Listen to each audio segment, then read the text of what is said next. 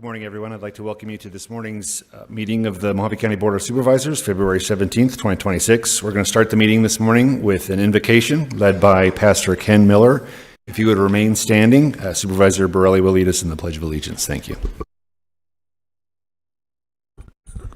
Gracious God, we thank you that you enrich us with your blessings. Be present with us during this time. We ask you give wisdom and discernment to the County Board of Supervisors. Support any of our sheriffs and firefighters. Be present in our schools and workplaces. Provide health and well-being for all residents of Mojave County. In your name we pray. Amen. Ladies and gentlemen, please face the flag of a country that has brought more prosperity to the world than mankind has ever known. I pledge allegiance to the flag of the United States of America and to the republic for which it stands, one nation under God, indivisible, with liberty and justice for all. Hoorah. Carry on. The Board of Supervisors may, by motion, recess into executive session to receive legal advice from the board's attorneys on any item contained in this agenda pursuant to ARS 38-431.03A3, 4, and 7. Looking for a motion and action to call for an executive session to be held on March 2nd, 2026 at 9 a.m. for discussion and consultation with legal counsel. So moved. Second. With that motion and second, all in favor, please say aye. Aye. All opposed? Ayes appear to have it. Do have it so ordered. Thank you. Official business to come before the board. Pending discussion or contemplated litigation claims and demands. Attorney Davis? Nothing to report. Thank you, sir. Thank you, sir. Committee and/or legislative reports. We'll start with Supervisor Lettman. I have none. Thank you, sir. Supervisor Gould. Nothing today, Mr. Chairman. Thank you, Supervisor. Supervisor Borelli. Nothing. And Supervisor Martin. Yes, I attended the Dolan Springs Community Council meeting, the Chloride Water Board meeting, and the Meadview Com meeting during this last session, and we're going to discuss some of those issues today. Thank you, Supervisor. I'd like to read into the record Colorado River update. The U.S. Department of Interior, the federal government has set a deadline of February 14th, 2026 for the 7 basin states to reach an agreeable framework for the shared use of the river post-2026. Unfortunately, they missed that deadline. It's the second deadline that the states have missed. And because of this, the U.S. Department of the Interior and Bureau of Reclamation will now have to step in and create their own plan for operating Lake Powell and Lake Mead starting in 2027. Last month, in January 2026, the Bureau of Reclamation released a draft environmental impact statement examining 5 possible ways to manage the river starting in 2027. The goal is to keep the reservoirs from dropping too low to protect infrastructure like Hoover Dam and make sure that the system can keep supplying power, water, and other benefits even during the ongoing drought conditions. These options would likely mean less water available for use in dry years, potentially large reductions across the lower basin states of Arizona, California, and Nevada. To help stabilize the reservoirs in the toughest scenarios, cuts could be significant to address low storage, evaporation, and the fact that more water has been used than the river can reliably provide long-term. For Mojave County, this matters a great deal. Our communities, especially Bullhead City, Lake Havasu City, and others along the river, get their water directly from the Colorado River through long-standing contracts and rights. In extreme drought conditions, if reservoirs approach critically low levels or risk operational problems, the federal plan could include measures that affect Mojave County on river users to prevent the entire system from failing. No one is completely immune if conditions worsen dramatically. We are not facing immediate drastic changes, but the situation highlights the need for careful planning. Our Mojave County Water Authority is actively involved, advocating to protect our local allocations, promote conservation, and ensure fair treatment of our on-river communities in the final federal decision. The public still has time to weigh in with their comments on the draft EIS until March 2nd, 2026. I would strongly encourage our residents, our businesses, our community organizations to review the materials on the Bureau of Reclamation's website and to submit their comments. Your input can help to emphasize the importance of our direct river supplies for Mojave County homes, for our jobs, tourism, recreation, and quality of life. Mojave County is committed to responsible water use. We will continue working directly with the federal government and state partners, monitoring this process closely and doing everything we can to safeguard reliable water for our families and future generations. The Colorado River has sustained this region for a long time. Future challenges like drought requires everyone to conserve, plan ahead, and work together.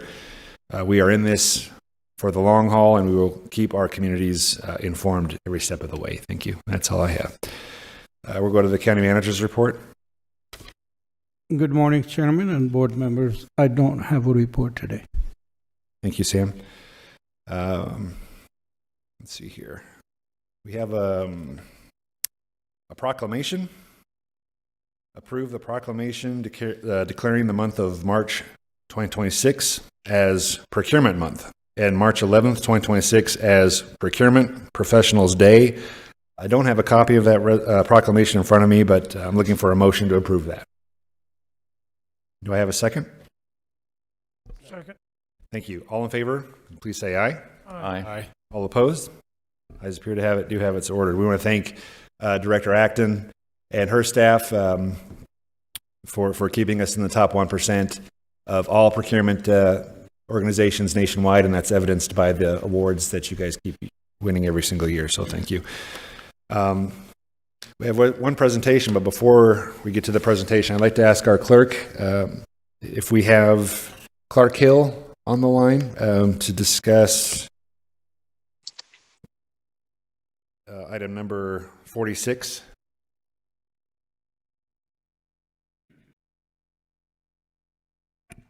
We do. Do we have Daniel on the line? Yes. Daniel, are you with us? I am. Are you able to hear me there? Thank you. I can hear you. Thank you. I'm going to read this into the record, and then if you have any comments for our board, we'll give you an opportunity. So this is discussion, possible action. I place this on the board. Approve the draft letter commenting on post-2026 operational guidelines and strategies for Lake Powell and Lake Mead draft environmental impact statement issued January 16th of 2026. Authorize the chairman of the board to sign the comment letter provided in the backup material. Hopefully all of our supervisors have had an opportunity to read through that letter with our comments from Mojave County. Danny, do you have any commentary for the board that you'd like to share on this item? Thank you, Chair. And your comments a moment ago hit on the main aspects of this letter. I want to reinforce that it's a draft that's presented today. As you mentioned, the comments are due March 2nd. So this is a working draft. We're incorporating input from other stakeholders to make sure this accomplishes the county's main arguments. So the motion today, as proposed, would be for the board to approve in principle, subject to the chair's further review and approval of final comments. I'll just highlight a couple substantive points, and then if there's questions from the board, please jump in, but I'll keep this brief.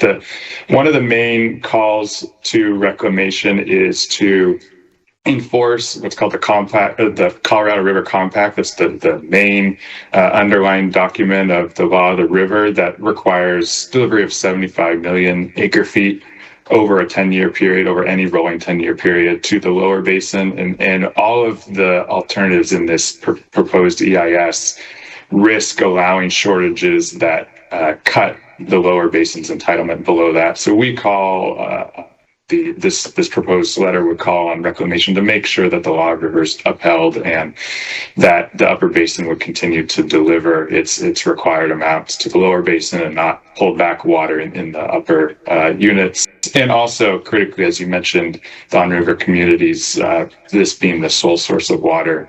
We also call for the Mojave County to be allowed to use Hoover Dam, leaving water behind Hoover Dam, leaving water in the lake as storage to be earmarked to the county in the future instead of a use it or lose it sort of situation that allows for protection in the future of the county's interests. Thank you, Daniel. Board, I assume that you've all had an opportunity to read the draft comments. Anything? Yes, Supervisor Martin. Thank you, sir. Yeah, just for the record, I listened in to that presentation. It was a couple-hour presentation in the evening.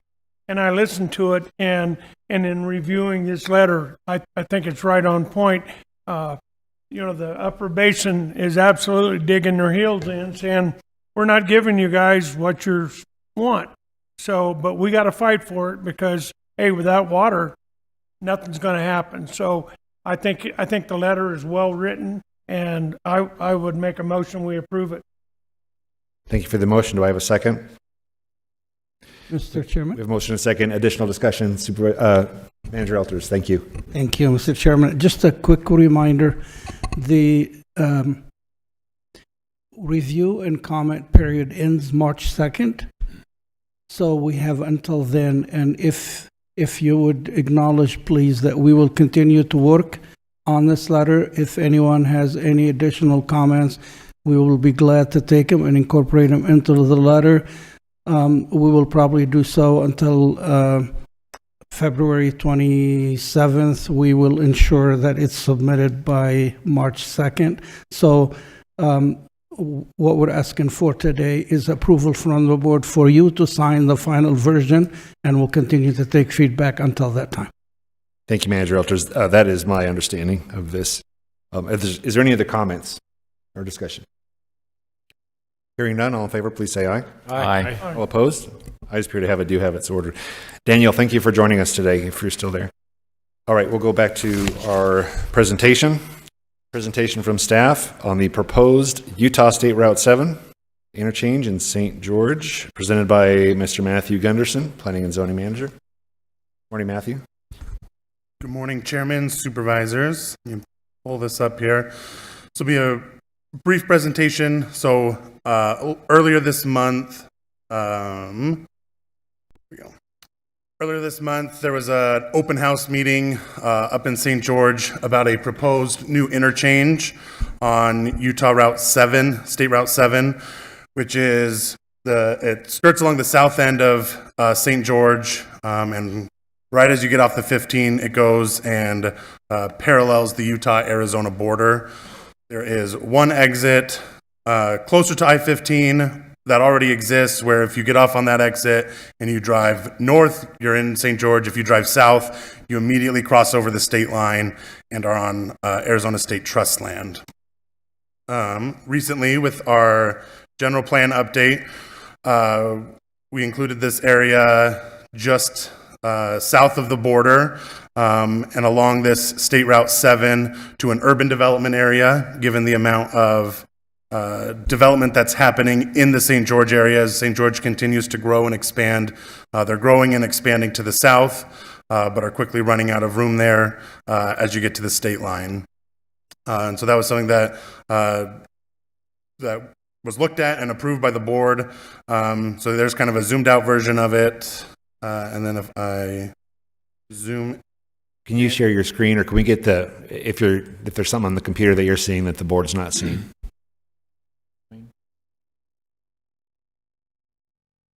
If the IT folks could maybe put what Mr. Gunderson's looking at. Are you referencing a map?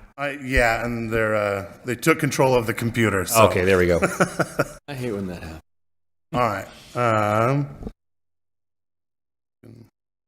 There we go. All right. So here's kind of a zoomed out view. And then here we have that zoomed out versions with the gray area being the new urban development area that encompasses the state trust land up south of St. George. And then that black square is where this proposed interchange is going to be. You'll see there's the housing development that's to the north and to the south are both brand new housing developments that are continuing to be built out. And so that interchange is going to be in between them. So they're finishing up the design of the interchange itself with construction expected to begin here in the spring, just in the next few months, and going through spring of 2027. This specific project that the open house was for is done by the city of St. George. So the city and the Utah Department of Transportation are constructing the interchange only, and then those housing developments that are being built on either side of the highway will construct the other infrastructure to connect there to that interchange. Because the city isn't the one doing the actual connecting at the meeting, they didn't have a lot of specifics on when that connection would happen. They did mention that they're trying to work with the timeline of the developments so that they're ready to be connected at the same time. So here again, we can see where that new interchange bridge is going to be.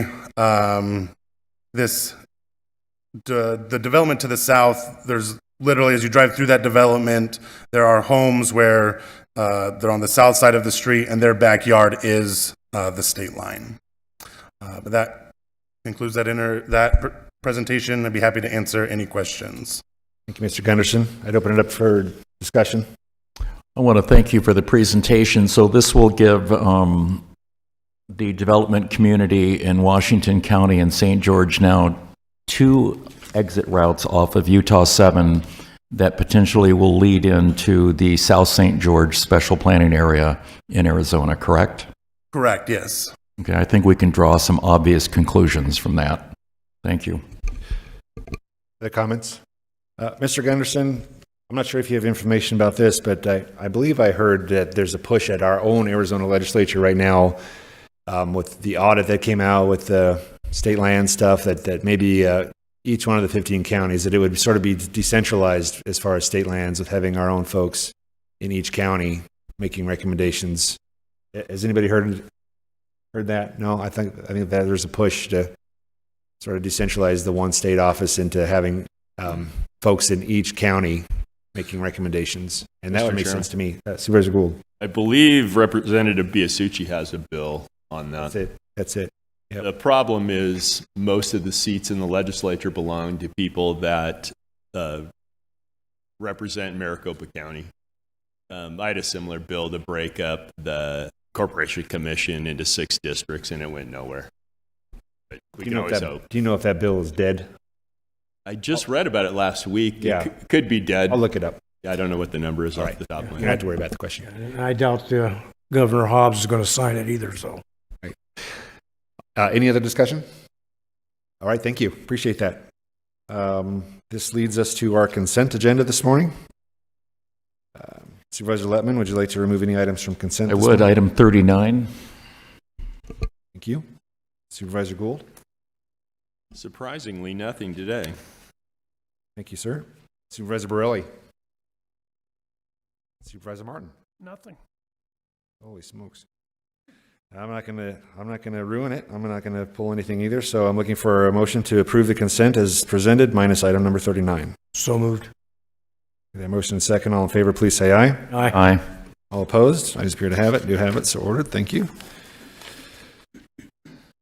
Item number 39, approve the retention agreement with David Schwartz of David Schwartz, Inc. to represent Mojave County in a contract dispute with Acela, Inc. in California.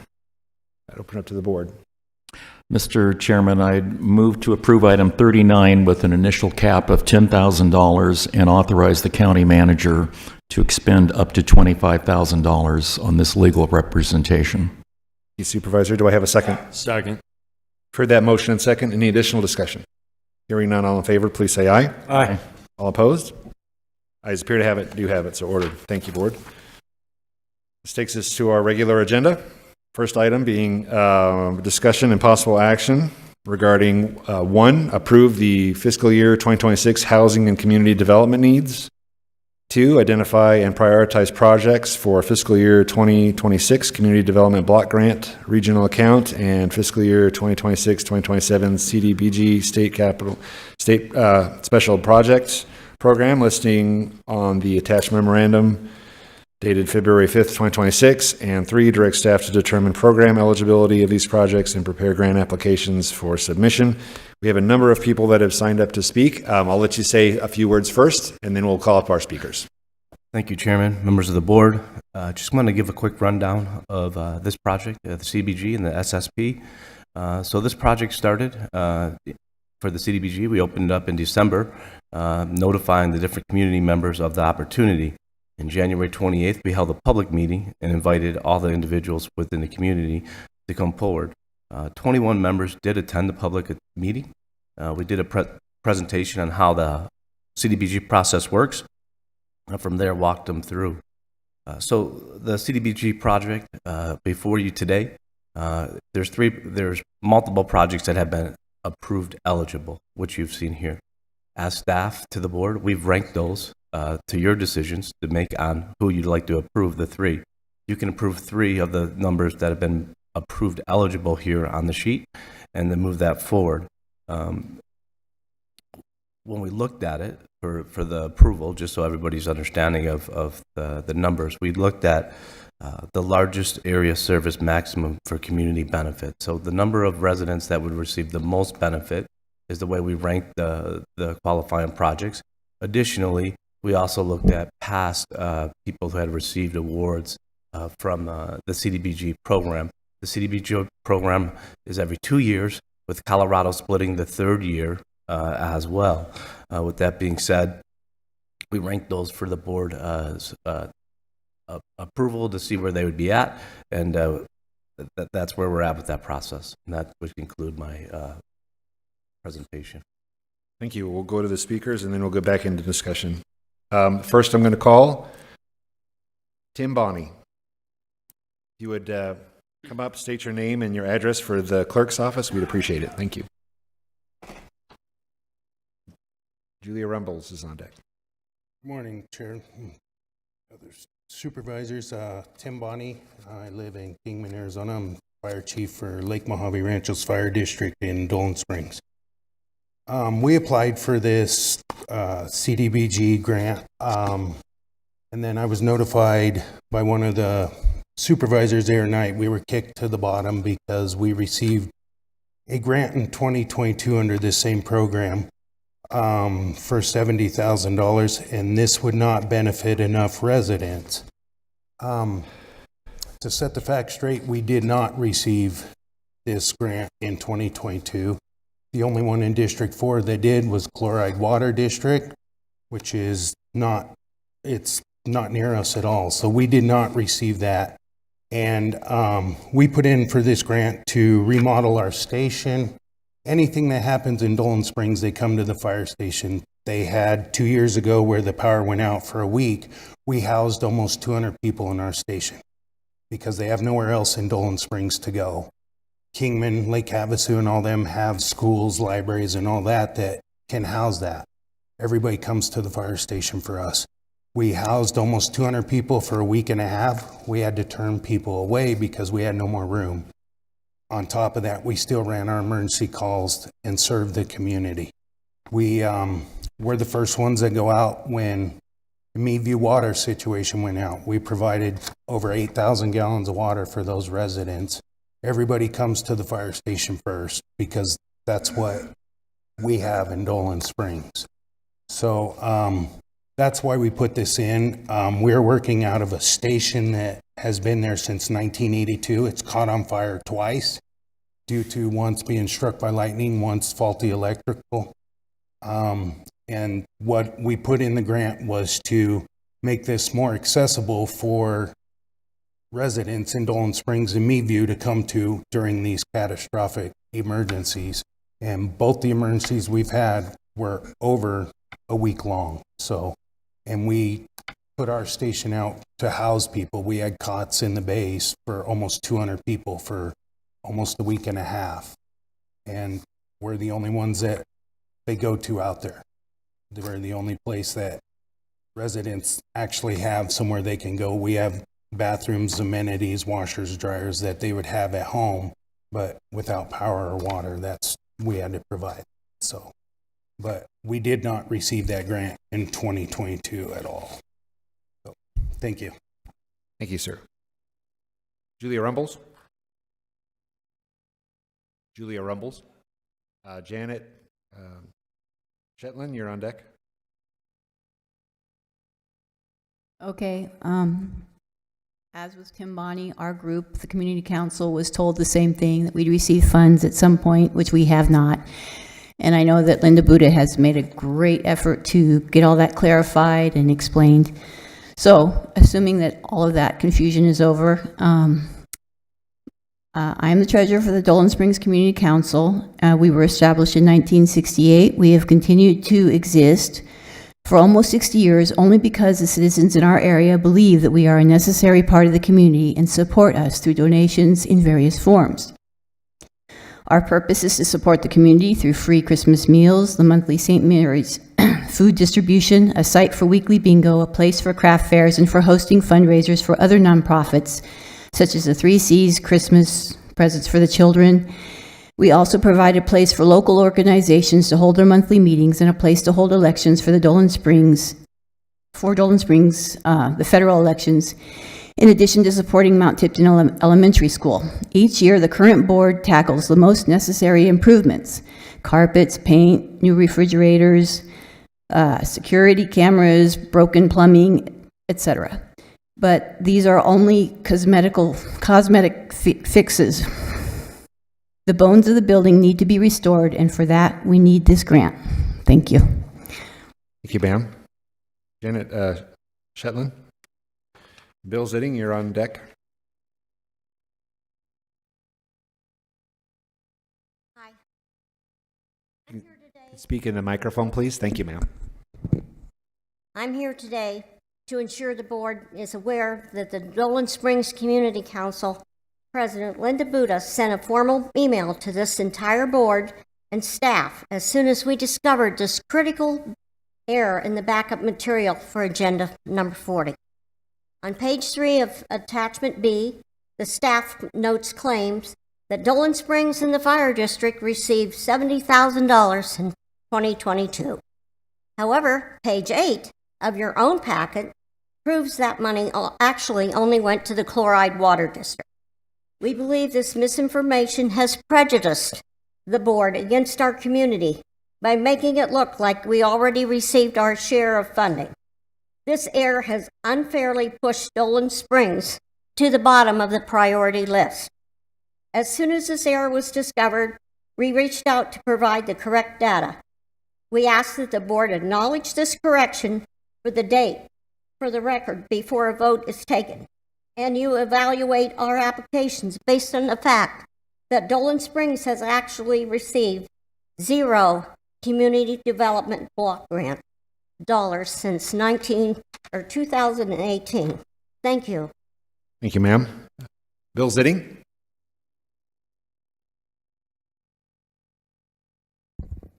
Chairman and supervisors, I'm here to support the bike skills park in Colorado City. I've got a letter here to read.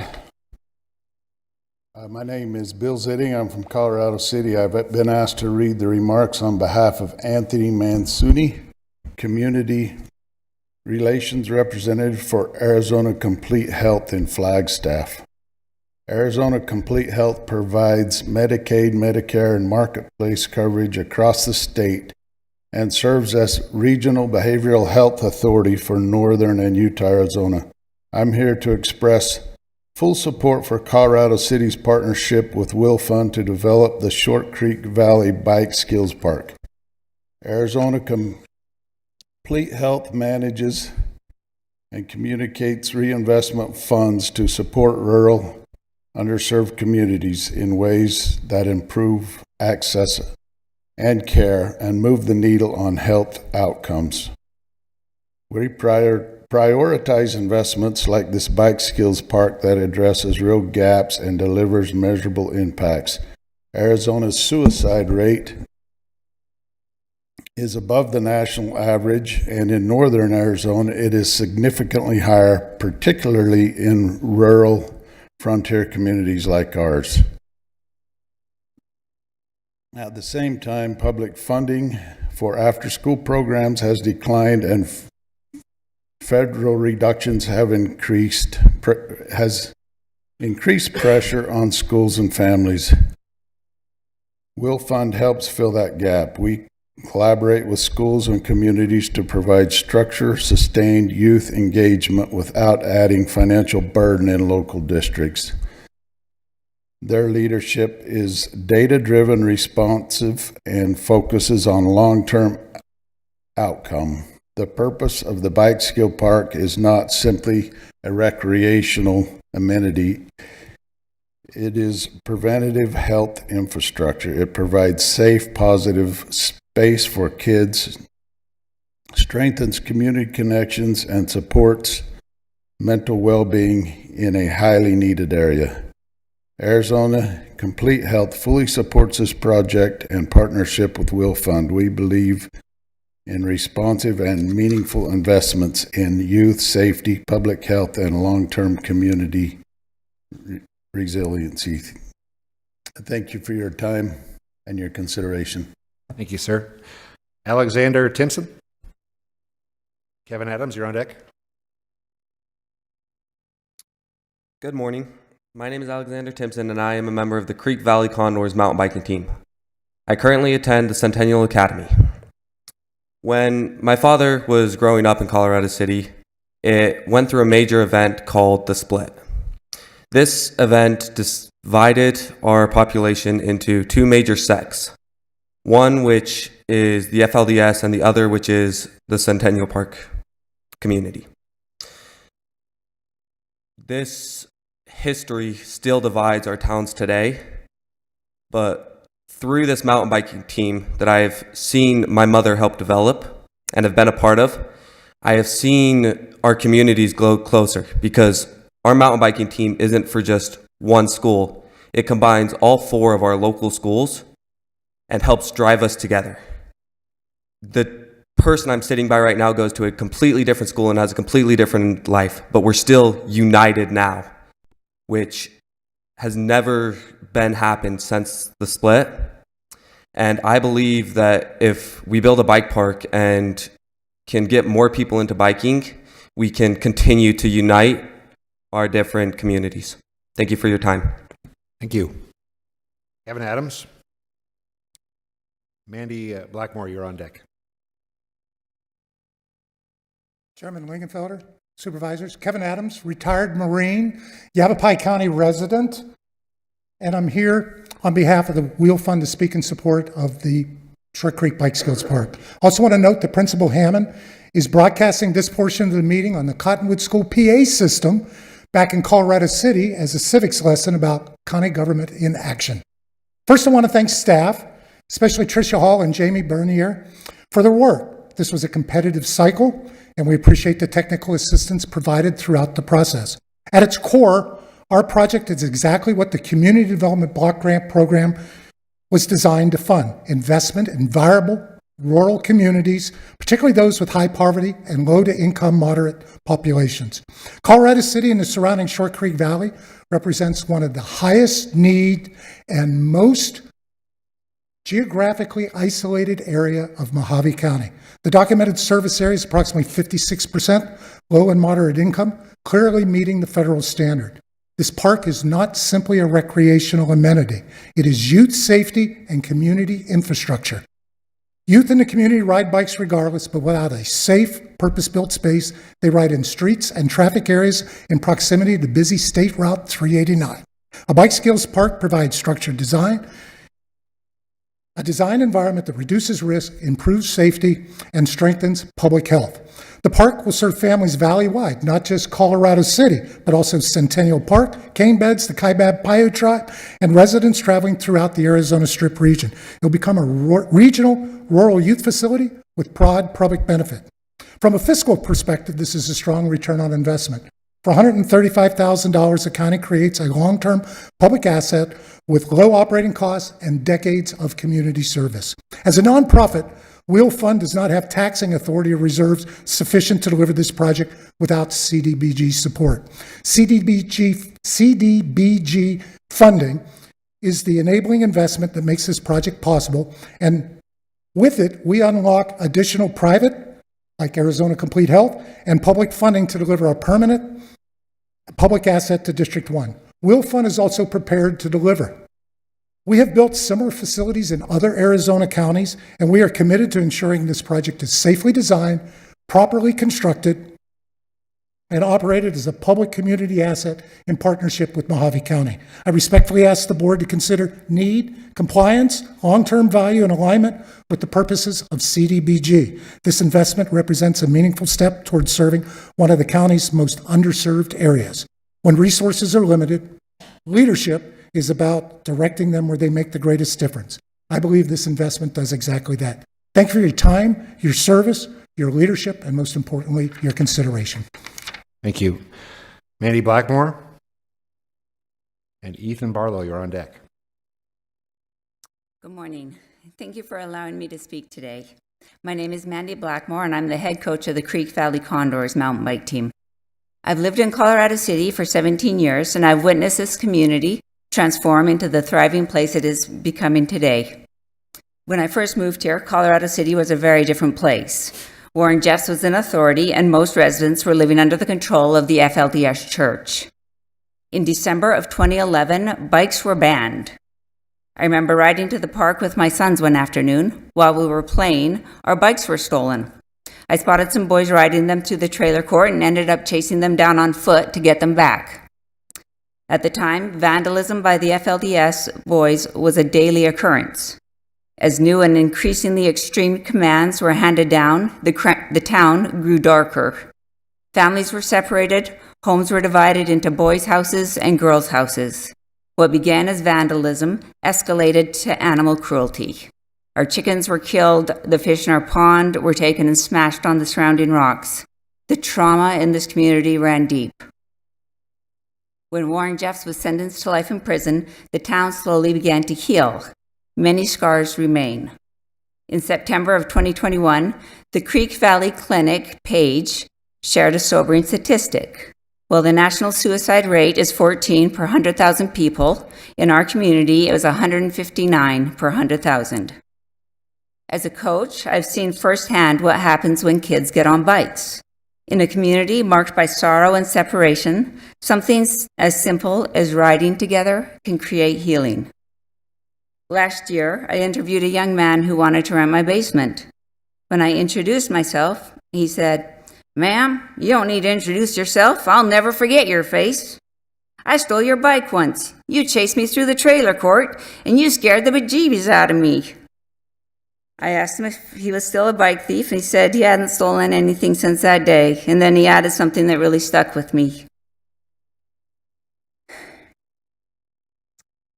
He said, "It really sucked when they took our bikes, for no reason, just the prophet said so."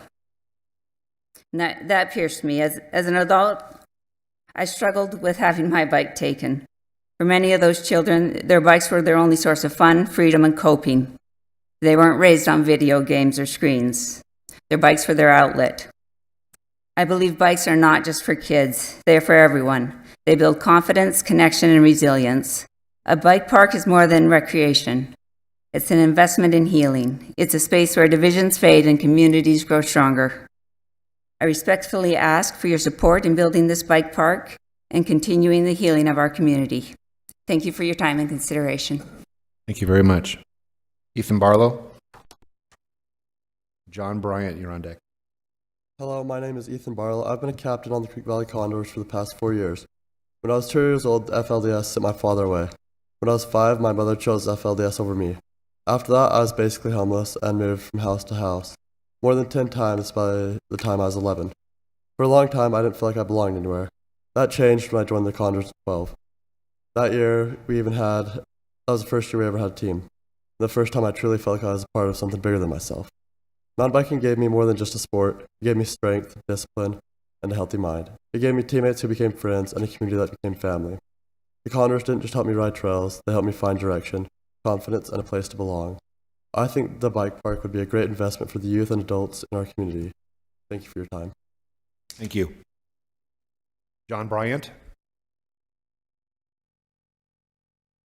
Susan Nelson, you're on deck. And then Linda Buddha.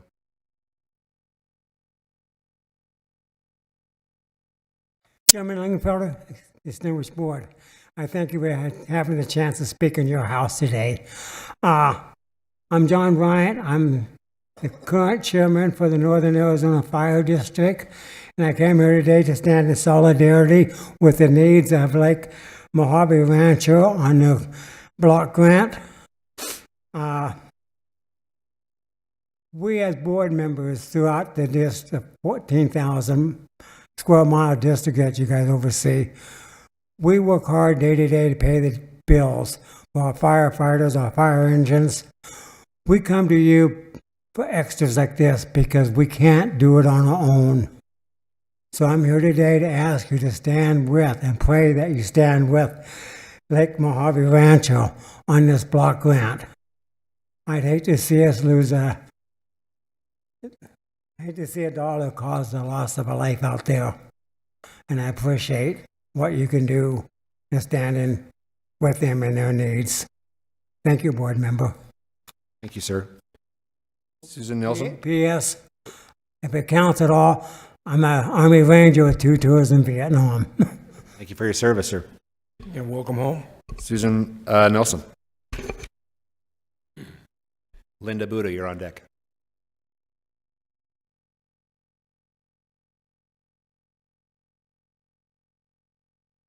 Good morning. My name is Susan Nelson, and I've been a resident of Dolan Springs for about 7 years. It's certainly changed a little bit over the last few years, and in coming here, I'm supporting both the Community Council and the Fire Department in their request for funds to repair and update buildings that are close to 50 years old. That have had very little maintenance. They work hard to be supportive of the community. Both do. Both entities are very essential to Dolan Springs. The fire department clearly serves the needs in responding to emergencies as fires and the physical needs through the ambulance service. And if none of you have been to Dolan Springs, and I don't know, you all serve a different part of the county, but Dolan Springs, when you come up Pierce Ferry, you can see some of the needs, but as you go through and you leave Pierce Ferry, the one paved road that goes through, that then it gets to the Wallapai Nation. But Pierce Ferry is one paved road. You go off of it, and many, and when I say many, most of the roads beyond that are not maintained by the county. And if you take the time to go out there, and I would suggest that you have a decent car and drive slow because the roads are not the greatest, you'll find lots of people living there. We are a growing community. People, since the pandemic, have purchased lots. They're putting things on those lots, and they're living there. And we need a fire department that can continue to meet the needs of that community when there are emergencies. I serve on the board of the fire department as the clerk, and I've also been the chair at one point. And I served as the president of the community council for 4 years. It's a tough job because we're working with very few funds. With the community council, it's a building that the county actually uses many times. They'll call and say, hey, we need a public place for a meeting to inform the community of this event or this concern, or we want to, take note of what the community's thinking. We're not paid or supported by the county as far as funds to take care of the building. They raise money by having bingo weekly. That's the biggest resource that they have. And they hold fundraisers, and we would really appreciate the county to take a long look at the fact that these are two entities that meet every bit of the criteria that is named that you need to apply for these funds. And as you can see, that's been mentioned and will probably be mentioned again, that there was a mistake made in the fact that we didn't receive any funds in 2022. Thank you. Thank you for your time. Thank you, ma'am. Appreciate it. Linda Buddha, please.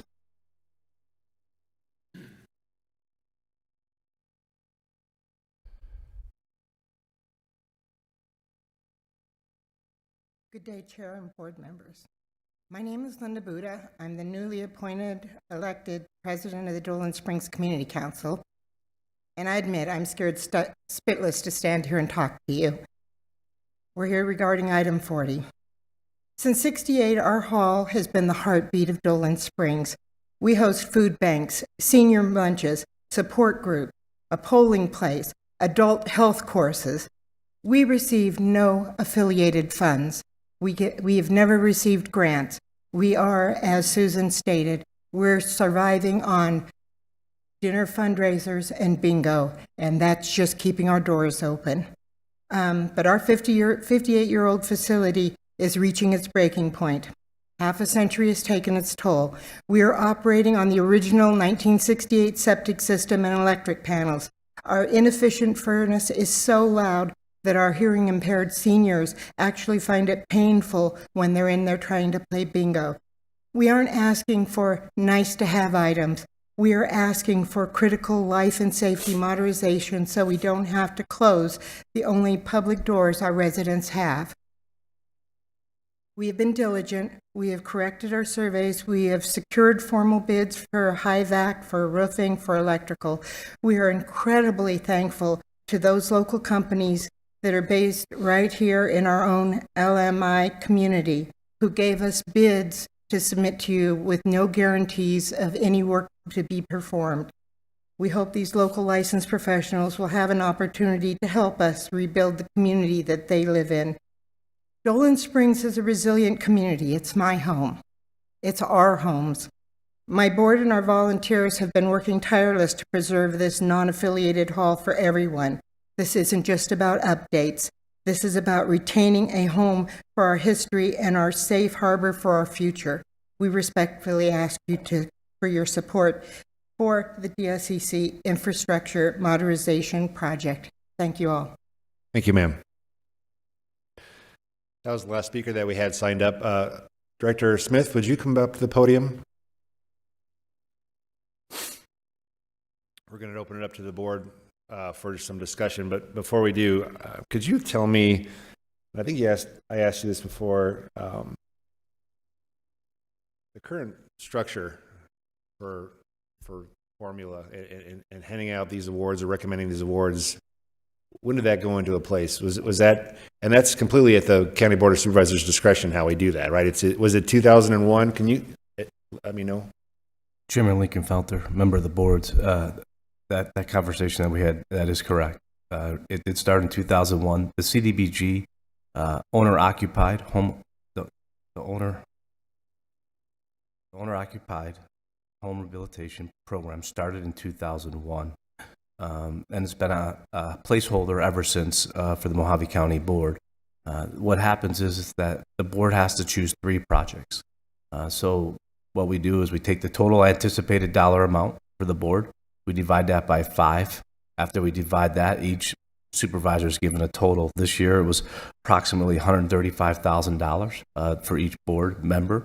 Then what happens is we bring people in for the public comment. They get to propose their programs and what they like to do. And we ask, are they shovel ready? And we go through the process with them and we do the TAs. So everybody, technical assistance, everybody that came through and applied actually had an opportunity to meet with us in person and do that as well. We also encourage them to reach out to their supervisors because the Board of Supervisors makes the decision on how these projects will be allocated. I would just note that as we go through the process, there was note today about an error that occurred, or a misunderstanding, I would say, that occurred. And that's on attachment B. And really what we were doing like I explained earlier, when we came here, when I came and presented, was that we wanted to make sure the boards were aware, the board of supervisors were aware of which districts had received funding. So it is true that the different areas, District 4 received $70,000. None of the applicants received that $70. It was actually the district that received that $70. So that's why we actually just listed it with their application. So the board clearly knew that district and that application, who was requesting money, received that $70,000 before. So, but with that being said, everybody who today presented, all of them are eligible. Really, the only thing that we had to differentiate of the measure was the greatest service to the community, right? So when they came in, we asked them, how will this benefit the community? Who will it benefit? And we were really looking for that number. Yeah. And so those I'm going to pause you right there. Sure. That whole methodology that you just described, when did that go into effect? When did the Board of Supervisors back in history create this process where staff brings these recommendations? Chairman, I couldn't pull out that exact thing, but if we go back the past 10 years of what I could find. So way past 10 years, right? Yes, Chairman. Let me ask you another question. So all of the applicants that submitted for these funds, did staff that were evaluating these applications, did they go and visit every single one of those sites? So, Chairman, I've been to almost every one of these sites. Not all, but almost all of them. With that being said, I did work with my team. We did go through these applications, and we did. Did you my question was, did you guys all go out and tour the facilities that they're asking for funds? So, Chairman, yes or no? As a team, no. Okay. They did. Well, I appreciate what you've done, and I see your formula. That seems fair. So if you have a total estimated amount for fiscal year 26, that's the allocation, and then you less administration costs, then you have a net project allocation, and then that's divided by all 5 districts. So that gives you a CDBG program allocation per district of $135,277.04. I don't personally agree with the recommendations. I'm not a huge fan of the formula. I think that the supervisors should be more involved in this, as far as they know their districts better than probably anybody else. So I'm not going to vote for what's recommended. I'd love to see some changes. I'd like to see this postponed with some additional input from the supervisors, but that's just my comments, and I'm going to yield to others on the board. Mr. Chairman. I'm going to go to Supervisor Martin and then to you, Supervisor Letman. Thank you. Supervisor Martin. Director Smith, a question on one of these, on the wheel fund. You said per ADOH would need to have a lease in hand. Is that correct? Chairman Lincolnfelter, Supervisor Martin, that is correct. So was that taken into consideration when you did these rankings?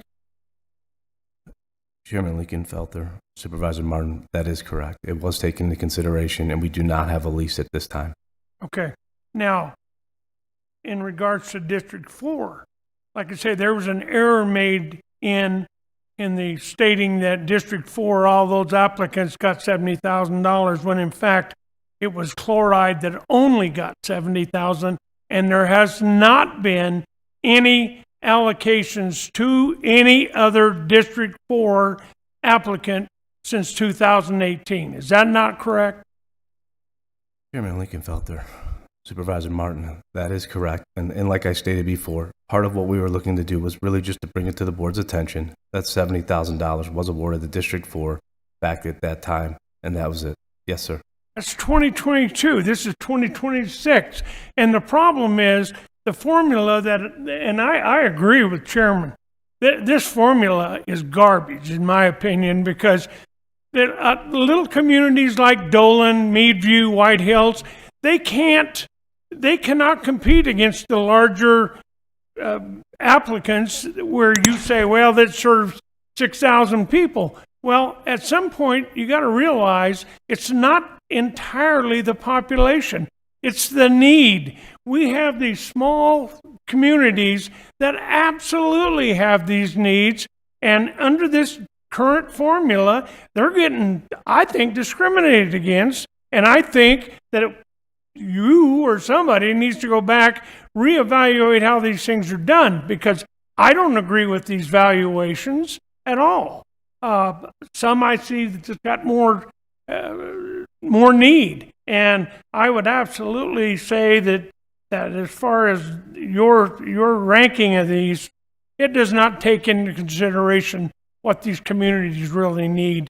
And when it comes appropriate, I'm going to make a motion on different rankings on these. Thank you. Supervisor Letman, thank you. Director Smith, could you, so I'm looking at the numbers, and we have $824,000 available, of which $148,000 is for administrative fees. So we're going to spend $148,000 to distribute $676,000. Could you kind of educate me on why 25% of the funding is going towards administrative fees? Chairman Lincolnfelter, Supervisor Lemon, it's actually 18%. And actually that's over 2 years. So those fees will actually over the 2 years make sure that we follow all the state regulations and make sure that there's no findings and make sure the county doesn't have any disallowed costs, which would require the county to have to pay those funds back. I don't know, it strikes me as kind of high. Just my personal point of view. When we were looking at, and by the way, thank you for the folks that came down from Colorado City. I know that's a long trip, and you completely have my support on moving funding into that project. The question I have is, back when I was on Bullhead City Council, I thought we had, and clarify this for me, I thought parks, though, were not eligible for CDBG. Am I right? Or, I mean, obviously you've declared the project to be eligible. I thought parks were not part of that. Chairman Lee Felter, Supervisor Letman. So we actually reached out to ADOH, Arizona Department of Health, and we actually made sure that they were eligible. They're not-for-profit. Part of what they asked for is at least a 15-year lease. If a 15-year lease was granted, they would then go ahead and say that the project would move forward and they would approve it. But without that 15-year lease, they would not approve the project because they want to see most projects take 5 years. And there has to be a community benefit for 5 years. So whatever project that the board chooses, it really has to be for 5 years. There has to be a community benefit. And I would just go back to the formula and speak on that if I could for just a moment and just share that in regards to the formula, in regards to the ranking of the projects, right? The projects are just brought by the staff to the board. It's the board's decision to decide which projects they would choose to actually fund. But you only get to fund 3 projects, and that's what comes down to this as well. So just so that the board's aware, we didn't rank anyone above or beyond. We're not putting special. There's no weighing of anything. We would be just like you, except we're not the board of supervisors. So we just ranked them on community benefit, the number of people that they put on their application, and then submitted. Okay, so follow up on that.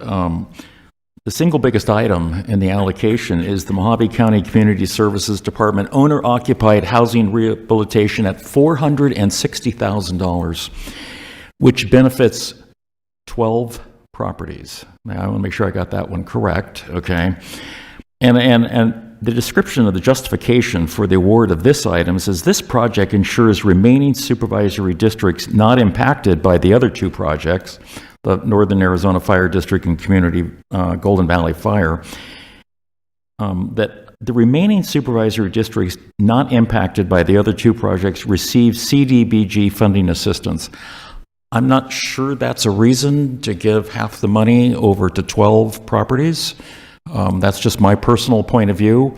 I would almost zero that item out, okay, and redistribute that over projects that provide more ROI and more benefit to more people rather than just 12 parcels. That's all I have to say. Supervisor Burley, did you have a comment? Mr. Adams, would you come up to the, Kevin, come to the podium, please?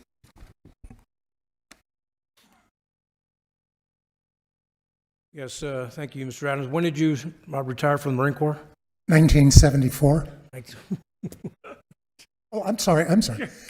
I enlisted in 1974. I retired in 1994. Okay, yeah.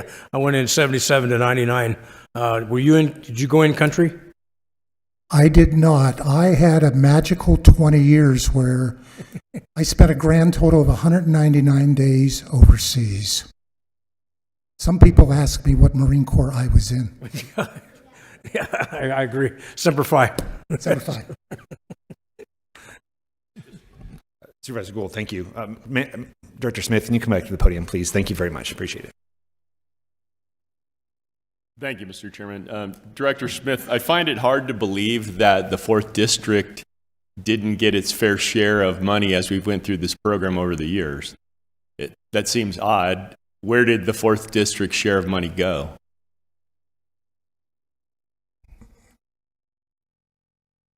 I'll pull out the sheet if you give me just a moment, and I can run those back for you. I've been here for a while, and it seemed like every supervisor made sure that their share of the money went into their district. So I'm going to start in 2016. District 4 received $293,000, and that went to West Care. And then the following year, 2018 cycle, Mojave County Services, that was the owner-occupied rehab. That was $488,000. Of course, I've crossed all districts.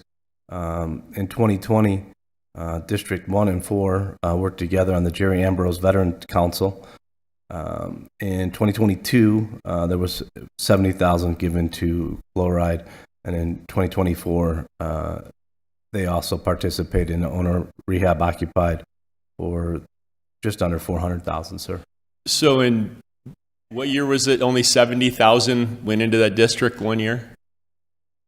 Chairman, Supervisor Gould, the 70,000, and I'm not positive, I'm going to try to pull where that is. Give me just a second. So that was in 2022. I believe that was in every third year. So every third year, the county gets half of the allotment, and the other half goes to Colorado City. So I believe that's why it was a 70,000. Chairman, like you felt there, Supervisor Gould. So every third year, the cities get more of the... We split it with Colorado City in half. Okay. So that's part of that number was low for that year because of that we reallocated it differently under... I believe that is correct. I'd have to go back and verify, but I believe that's correct. Okay. And as far as the community development block grant or the housing, owner-occupied housing, that takes a lot of oversight. I've been involved with a couple of those, and we had some complaints with contractors on those. And it does, I think it eats up a lot of staff time. So the 18% is probably justified on those. Because even years later, those people come back. You know, anything that happens to their home that wasn't even covered under the program, the people somehow think that we sold them a warranty on their whole house. But I've been involved with these as a contractor also, and it was kind of the same way. We don't do those anymore. But so that's the 18% is probably justified on that. It almost looks like there was not applicants from certain districts also. And that's why that money that's kind of the balance of the money gets reverted to the owner-occupied program. Would that be true? Chairman Lichtenfelder, Supervisor Gould, that is correct. But I would note that, you know, from past years, hearing from the board in regards to outreach, we went, I mean, this year we had the most, I believe we had the most applicants we've ever had, or people come to our technical assistance and public presentation. But we did do the tri-council meeting, presented there, had it on Facebook, ran ads, additionally reached out through our other contacts in the community as well. I'm not faulting your outreach. I think that's why that number ends up being large, because there's amounts of money from districts that didn't receive requests, or it looks like I've got a couple that came up as unqualified for various reasons.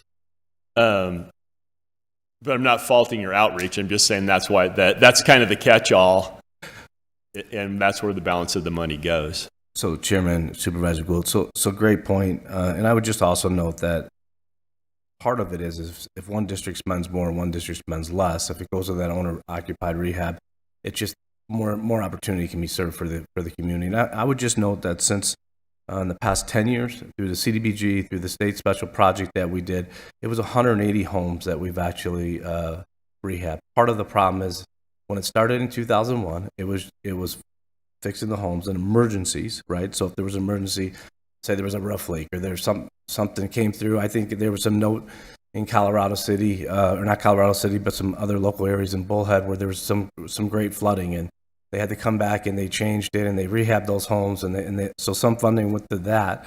And I would just also note that most of the people for that program, for the owner-occupied rehab program, most of those are widows, and they receive about $900 to $1,000 in Social Security.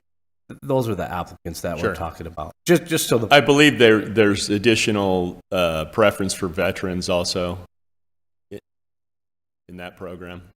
Or that might be the other one. No, that would be for the Arizona at work. But I would also note, and bringing that up, is that part of the owner-occupied rehab is through the Community Services Department, and we talked about youth as well. We also use our youth team within the Community Services Department, which I'm for sure most of the supervisors are aware of. And they also work in this opportunity with contractors to learn different skill sets. So we're also doing that as well as a Interesting. As a workforce program. And a lot of those repairs are grab handles in the tubs and showers and things like that also that make the home safer. And the longer that somebody can stay in their home, actually the less of a burden that they are on the social service system. Thank you, sir. Thank you, Chairman.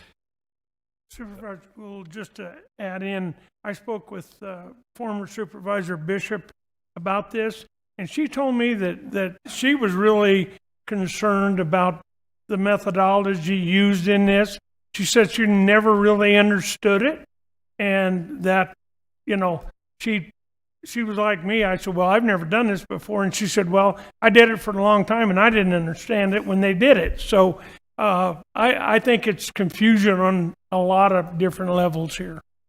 Director Smith, thank you for answering all of our questions. I'd like to turn also to the rehab program.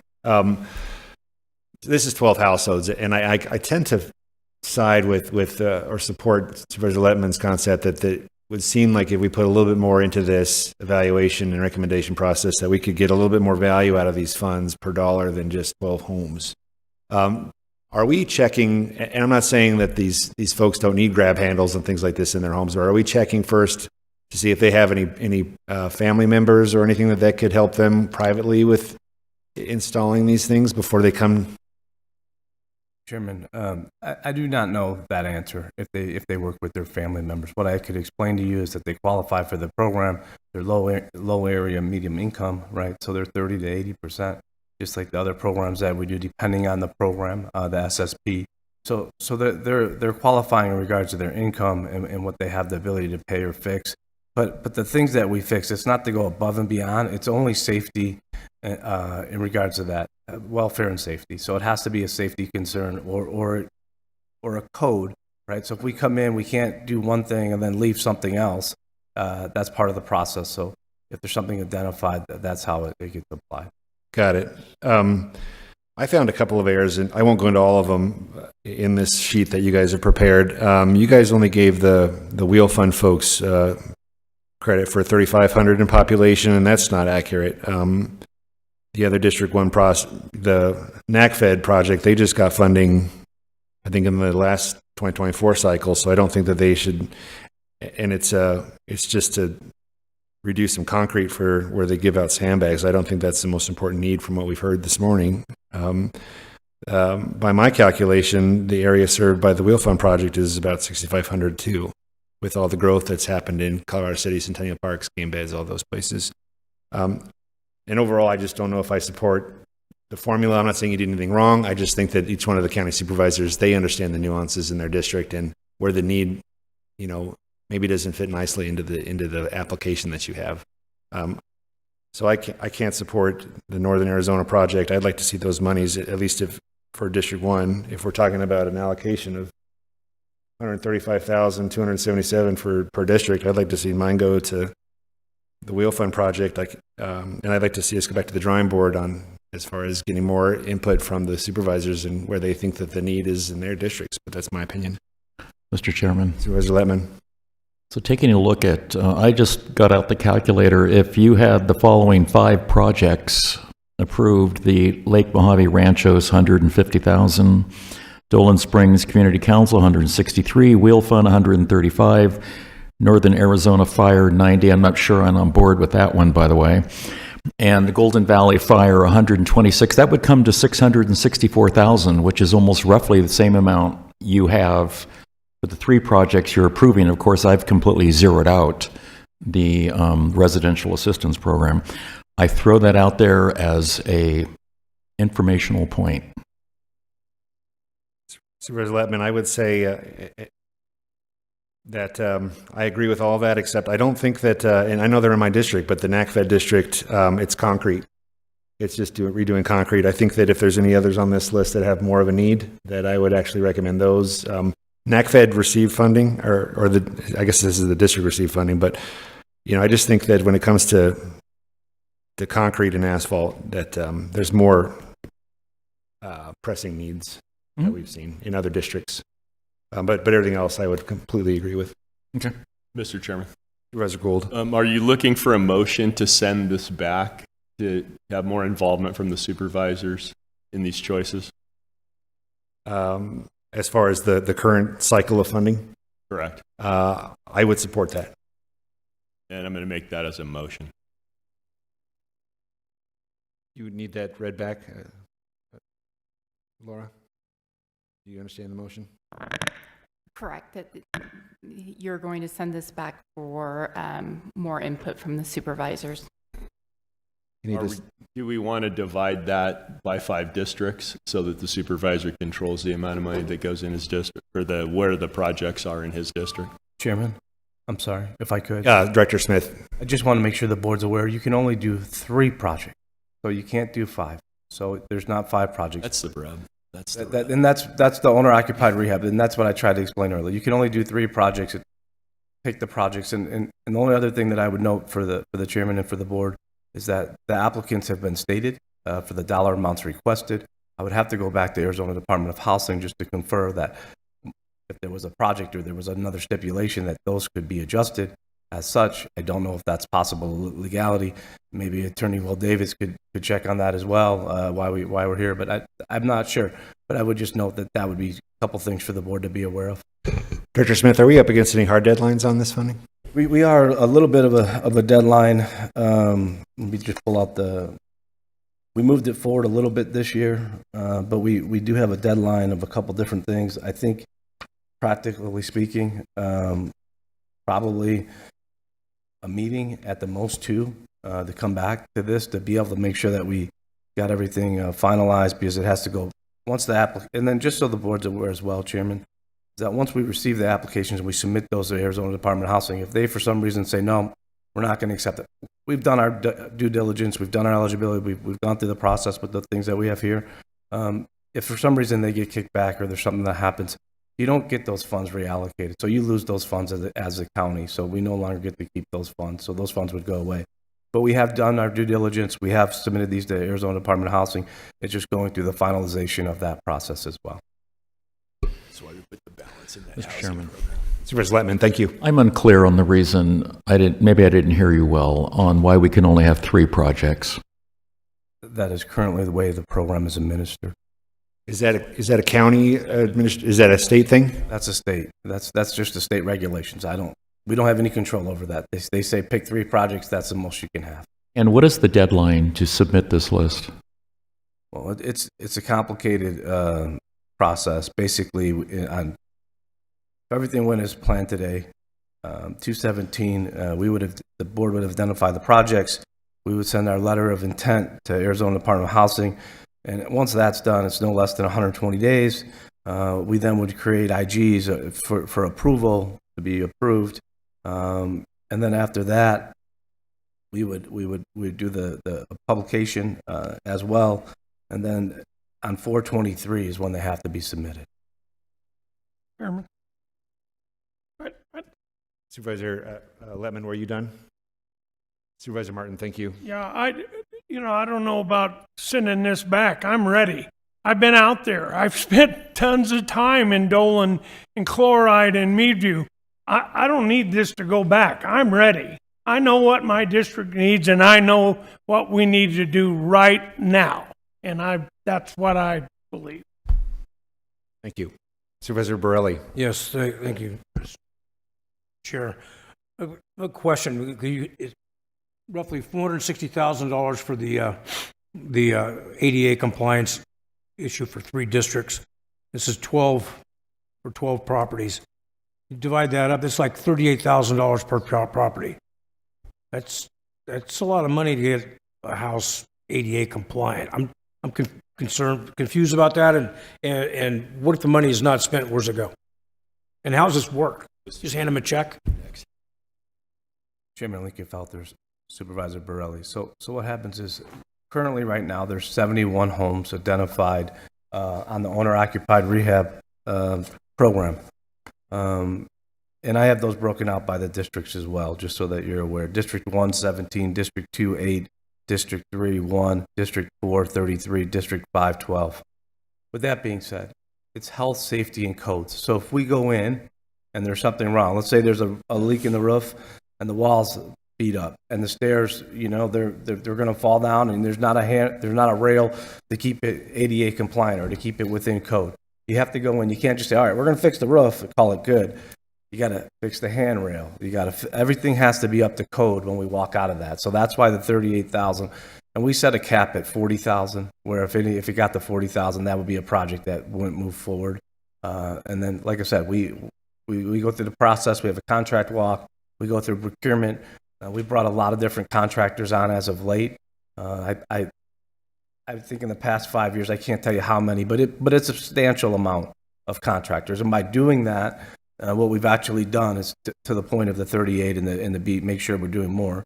By having the contractors do the walk and be competitive, they don't know what the other contractors are going to bid, right? So the more contractors we get, the more information that we share, they go through the process. One contractor might come in and say, all right, it costs 25. Another contractor come and say 30, and someone else come back and say, you know what, I'll do it for 19. But they still have to do what's on that checklist, right? So there's a checklist of everything that's been identified, and they have to meet those things. And so when we do that contractor walk, they have to meet all that. So it's competitive, and then also that we don't just give them a check. So we actually pay the contractors and go through that through procurement of the county. And then additionally, with that being said, they don't just get to walk away. They don't get to, yeah, you flipped my house for me, thanks, you know.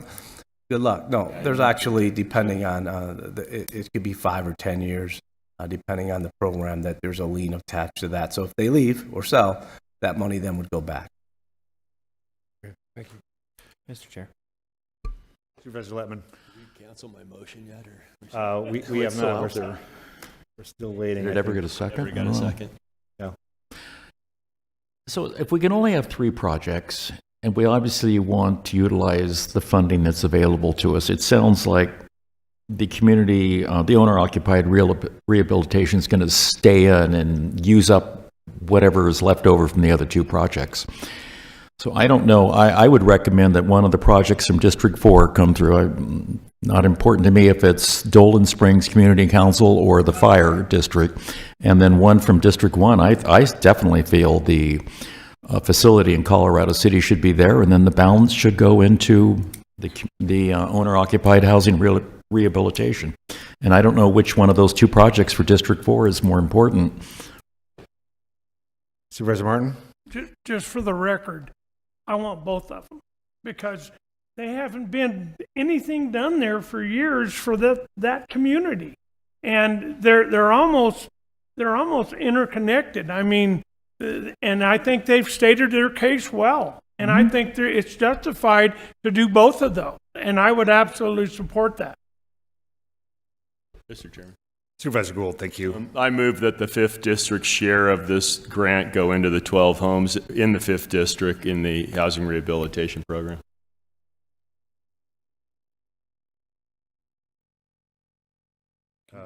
That's just only applicable to the 5th District, right? And I would second that motion. Right. Additional discussion? All in favor of that, say aye. Aye. All opposed? No. I appear to have it. It's ordered. We have another motion. You entertain another motion? Yeah, I'll move that District 2's portion of the funding go into the Wheel Fund project in Colorado City. I'd second that motion. Any additional discussion? Hearing none, all in favor? Supervisor Martin. Did we ever settle the thing about, you said they didn't have a lease, so are they truly eligible for this? Or no? I mean, that's a simple yes or no. That's a fair question. If I understood your timeline, if they're recommended for award, would they not have another 45 to 60 days to get that lease to you? Chairman Lincolnfelter and members of the board, it's supposed to be project ready. So it's supposed to be project ready. So that'd be discretion of the board. Do you feel that a lease is a requirement? Arizona Department of Housing said that a lease would be required. Speaking to the applicant, to my team, they said they could receive a lease and that wouldn't be an issue. But once again, I put that to the board. That's something for the board to make that decision. Well, as far as District 1 is concerned, I think that the poverty up there is higher. I mean, No. I'd like to see the Wheel Fund project move forward before the Fire District funding project. That's my preference for District 1. So I would support Supervisor Lettman's motion. Chairman Lingenfelter, if we can go back for a moment, you had one motion on the floor from Supervisor Gould regarding taking this back to the supervisors for input. It doesn't have a second. Was there a second for that one? And if I'm getting out of order, excuse me. Yeah, Sorry, I'm Supervisor sorry. Gould. I believe there was a second. I don't believe there was a second for wasn't that a motion second. yet. Is there a motion or a second to that motion? Which motion are we talking? this is the one. Supervisor Gould wanted to go back to the board, to staff with additional input from the board members. That's on the floor, and I don't think that that's received a second yet. Motion dies for lack of second. Thank you. Mr. Chairman. Supervisor Gould? I need a question up for the clerk.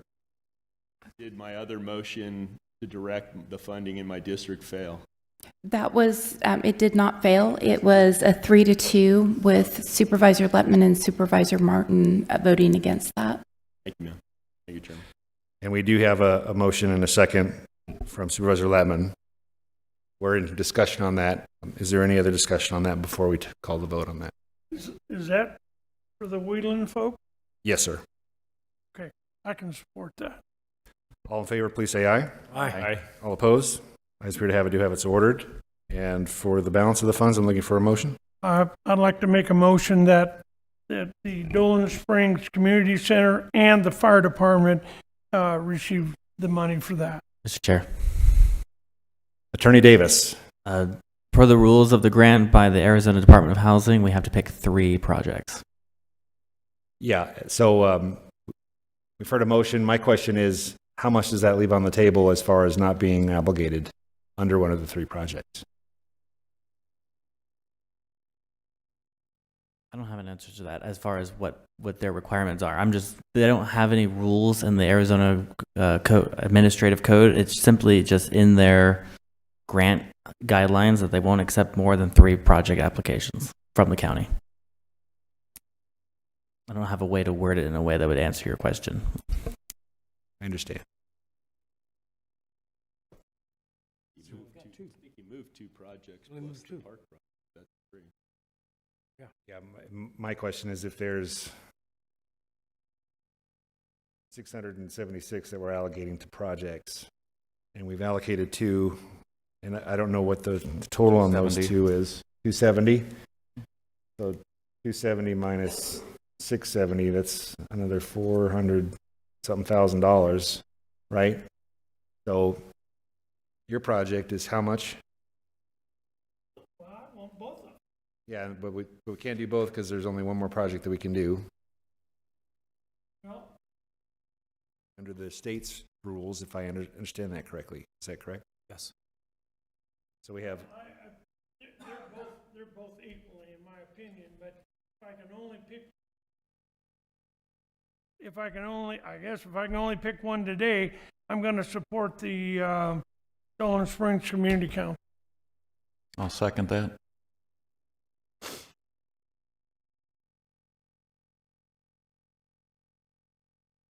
so it leaves a significant amount of the funding on the table that goes back to, yeah. Okay, I think I understood. Any additional discussion? Chairman. Director Smith. So I understand that we have 3 projects. Seems like straightforward. We have the Wheel Fund, we have the Dolan Springs Community Center, and we have the owner-occupied rehab program.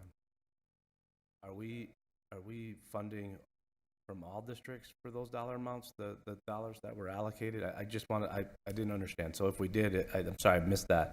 I just want to make sure that that was included in the motion, and that was so that that money wouldn't be left on the table, and that the program could administer that. If that's the case, then I understand what's been proposed. Good. I just want to make sure that was the case.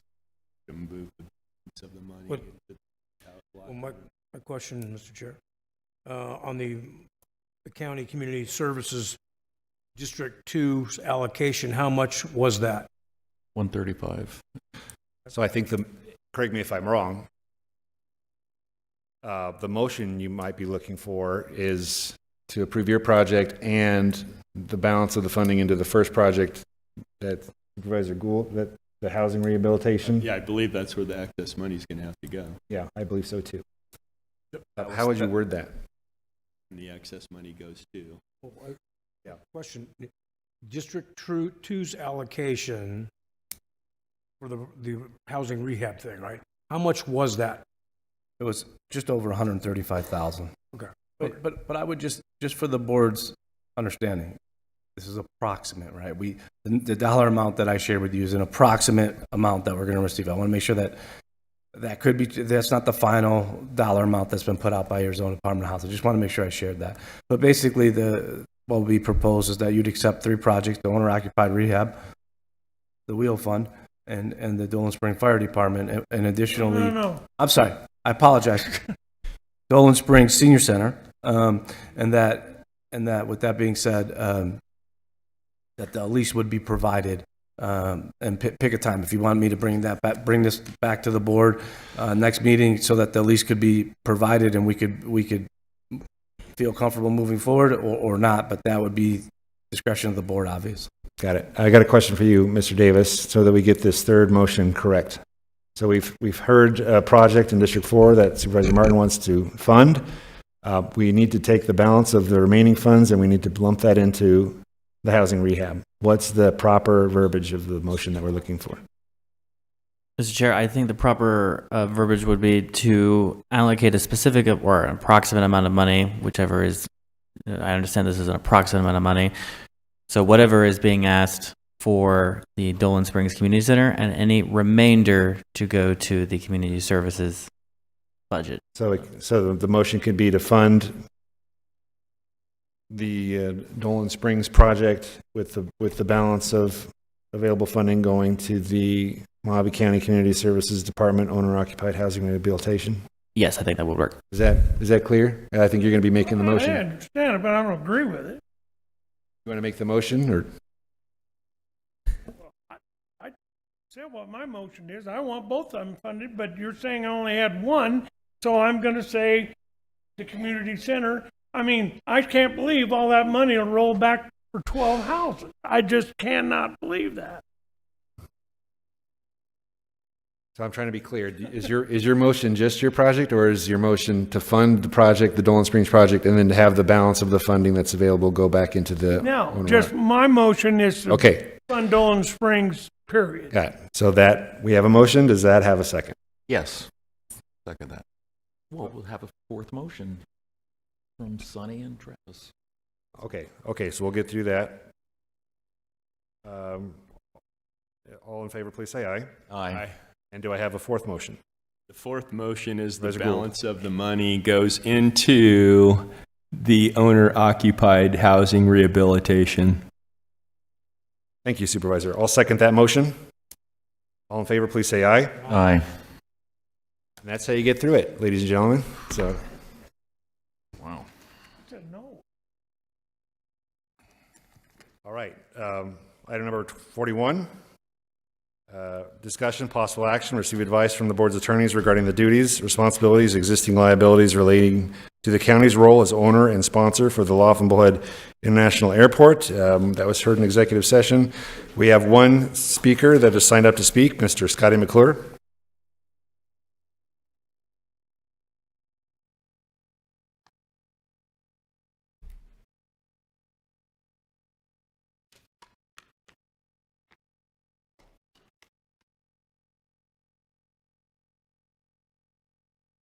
Scotty from Bullhead.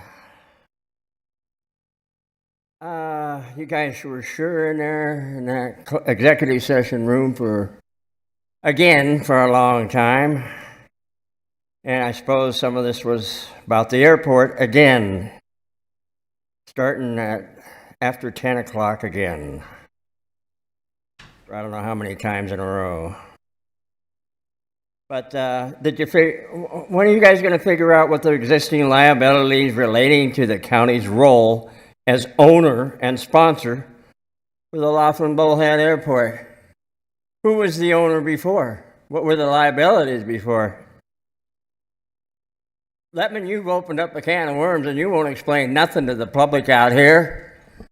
To the newspapers won't report it. I guess you haven't reported it to the news. What the hell is going on here? I think the public needs to start getting some legal advice. And now we got 2 legal counsel sitting here. I have no idea what the heck that's going on. What this TV in the front is, what the heck is this?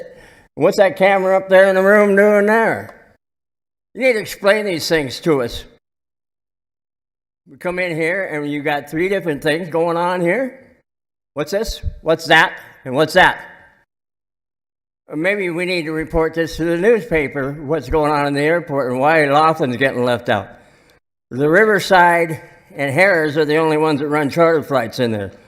Without them, that airport would damn near be closed. I just can't believe that you guys have kept this so secret. What is going on? Hopefully, I want to know who used to be the owner and why these guys aren't in jail and why you're not investigating these 7 board members, and you need to get rid of the next 3 that are still board members. You got a quorum now because here's Toby Cotter's got his people in there, and his assistant manager is now the president of the board. There was nothing down in Bullhead City. We didn't know we were appointing a board member, let alone the president of the board. What in the hell is going on? I'm going to call on Attorney Davis. Can you give a forward-facing overview of what's going on? Yes, Mr. Chair. So Mojave County has been the owner of the Laughlin Bullhead International Airport since it was deeded to the county a very long time ago. It created the Mojave County Airport Authority, which is created under Title 28 for transportation and avionics and aeronautics. And the Mojave County Airport Authority has been operating the airport on behalf of the county since at least 1992, but longer than that. I would estimate it somewhere in the late 70s. What's been going on recently is there's been a shakeup that's at the Mojave County Airport Authority. Now, it's important to realize and remember that we're dealing with multiple different agencies that have similar or the same powers to each other and relationships. So Mojave County Airport Authority exists separately from Mojave County, which exists separately from Bullhead City and from the casinos themselves. The Mojave County Airport Authority is a 7-member nonprofit, and the requirements of who became a member of that board are set in their own bylaws, and they have their own rules governing their structure. As of a few weeks ago, 4 of them, for the former members, resigned. That left 3. Through their own rules, they were able to appoint a member of their finance committee, which was Travis Pruitt, and then they elected him president. The remaining members are, I'll call them at large. It doesn't represent any interests there. And then there are 2 other members on there who represent the casinos in their capacity. And so what Mojave County's role in this is as the sponsor of the airport, we have certain responsibilities, and we have to work hand in hand with the Mojave County Airport Authority as best as possible to sort out the issues that had existed at the airport over the last decade or so. And to clarify further, Attorney Davis, so that the public understands, in the eyes of the FAA, Mojave County is the sponsor and the MCAA is the operator. So it doesn't matter what name you hang over the door on operations side, the sponsor is still on the hook for everything that happens at the airport. Is that not correct? Yes, Mr. Chairman, the sponsor has a duty and responsibility for the overall operation of the airport. We delegated some of that in a lease agreement to the MCAA for them to operate it, but yes, to answer your question, yes. So that's why Mojave County is involved in this. They were involved, if I understand, more closely prior to 2009, and then somebody dropped the ball way back when in 2009, and now we're picking that ball up responsibly, and we have to do that. Is that correct? Yes, Mr. Chair. I think that this whole conversation at some point became an inevitability. We never delegated our authority as a sponsor, and at some point, whether it be now or 5 years from now or whenever, this ball would have to be picked up again. Is it safe to say that the MCAA since 2009 assumed responsibility that they should not have assumed, and maybe they just didn't know? I think that's accurate. And now we're correcting that. That's what's going on. We'll move to item number 42. Mr. Chairman. Excuse me, Supervisor Lettman. I have a motion.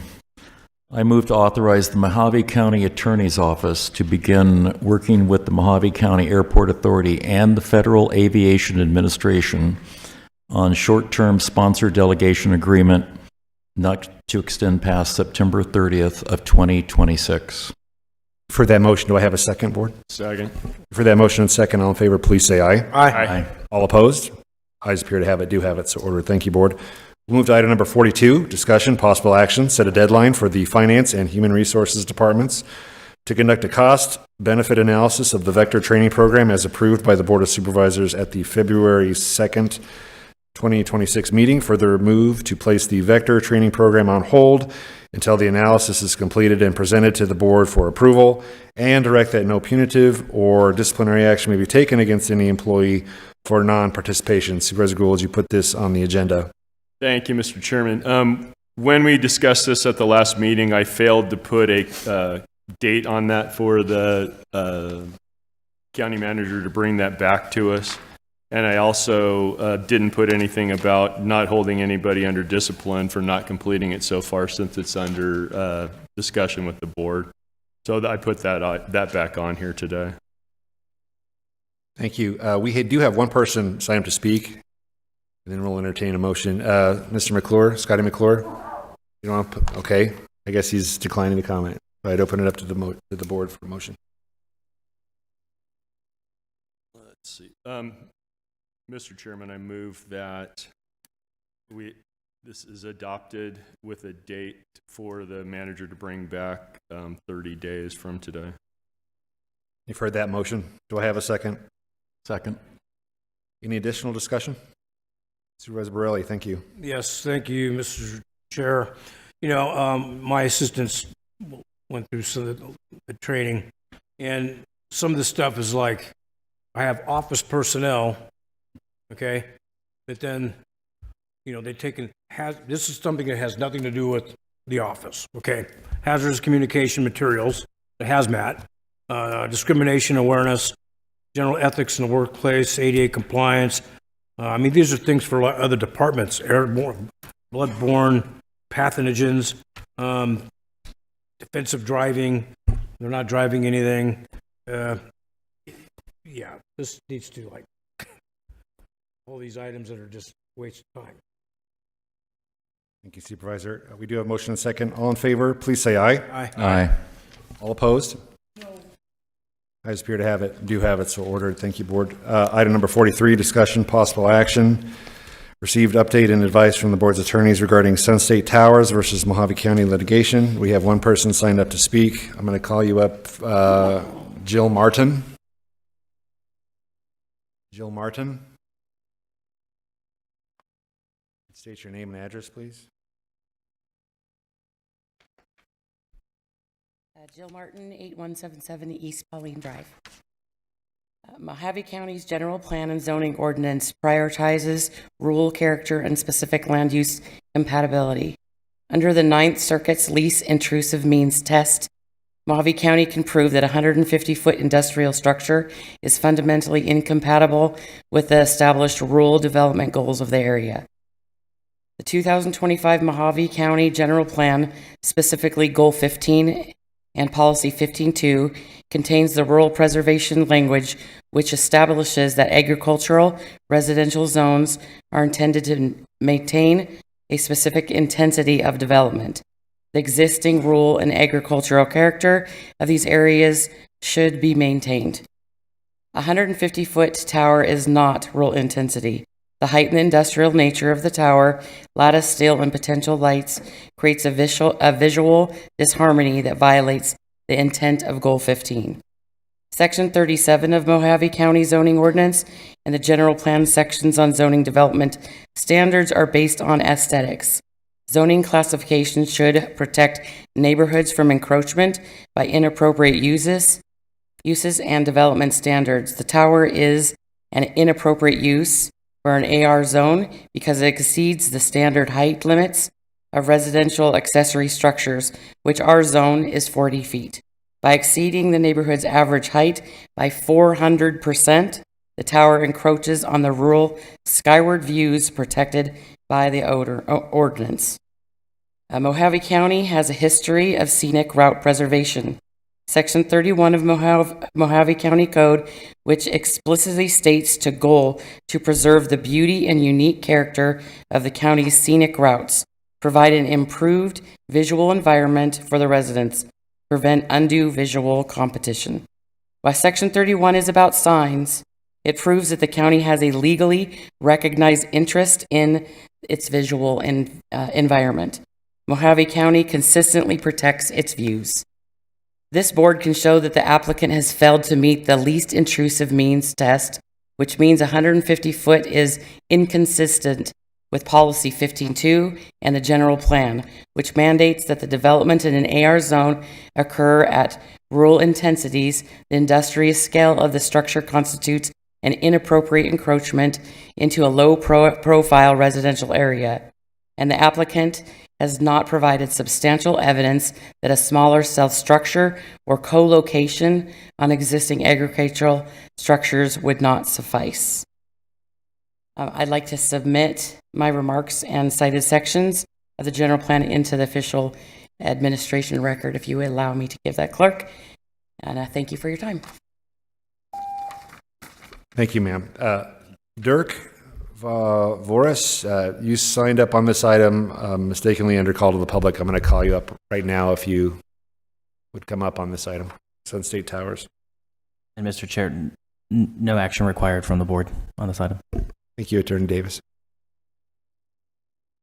Please state your name and address, please, for our clerk. We appreciate it. Dirk Van Voris, Kingman, Arizona. Good morning, Chairman, members of the board. My name is Dirk Van Voris, and I am a resident directly impacted by the Sun State Towers proposal. As the county is now in federal litigation, I am here to make a formal request regarding the county's defense strategy in case number 3:26-CV-08021. Under the Telecommunications Act, a federal judge will look for substantial evidence to uphold your denial. Currently, the administration record lacks the professional technical data necessary to overcome the developer's claims. To ensure the county has a defensible position, I am formally requesting that the board authorize the county attorney to commission 2 critical professional studies immediately. First, a formal visual impact assessment and balloon test.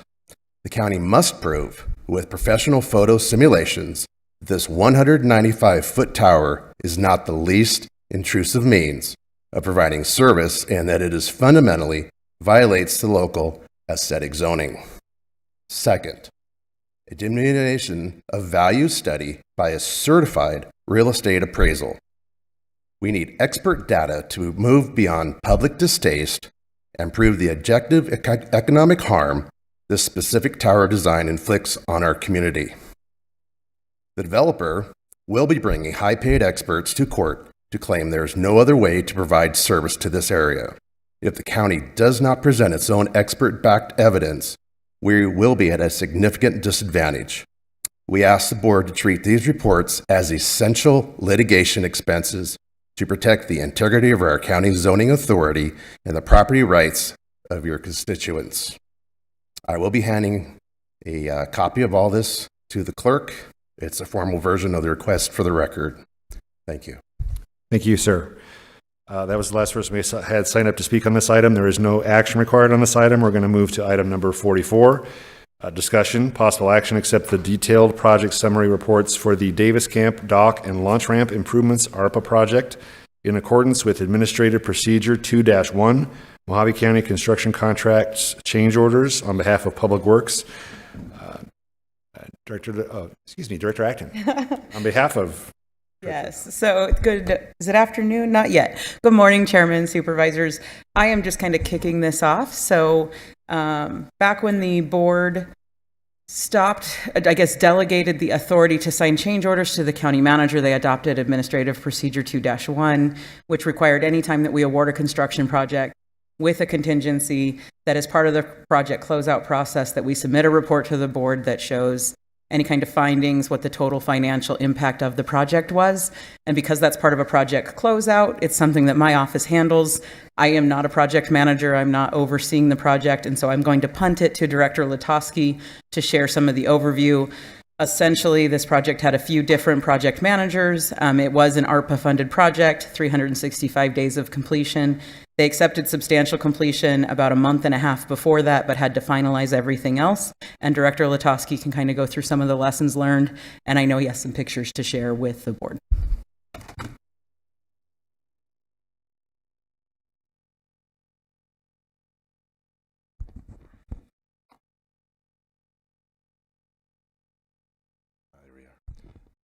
Good morning, members of the board. I just wanted to acknowledge the completion of the Davis Camp boat and launch dock.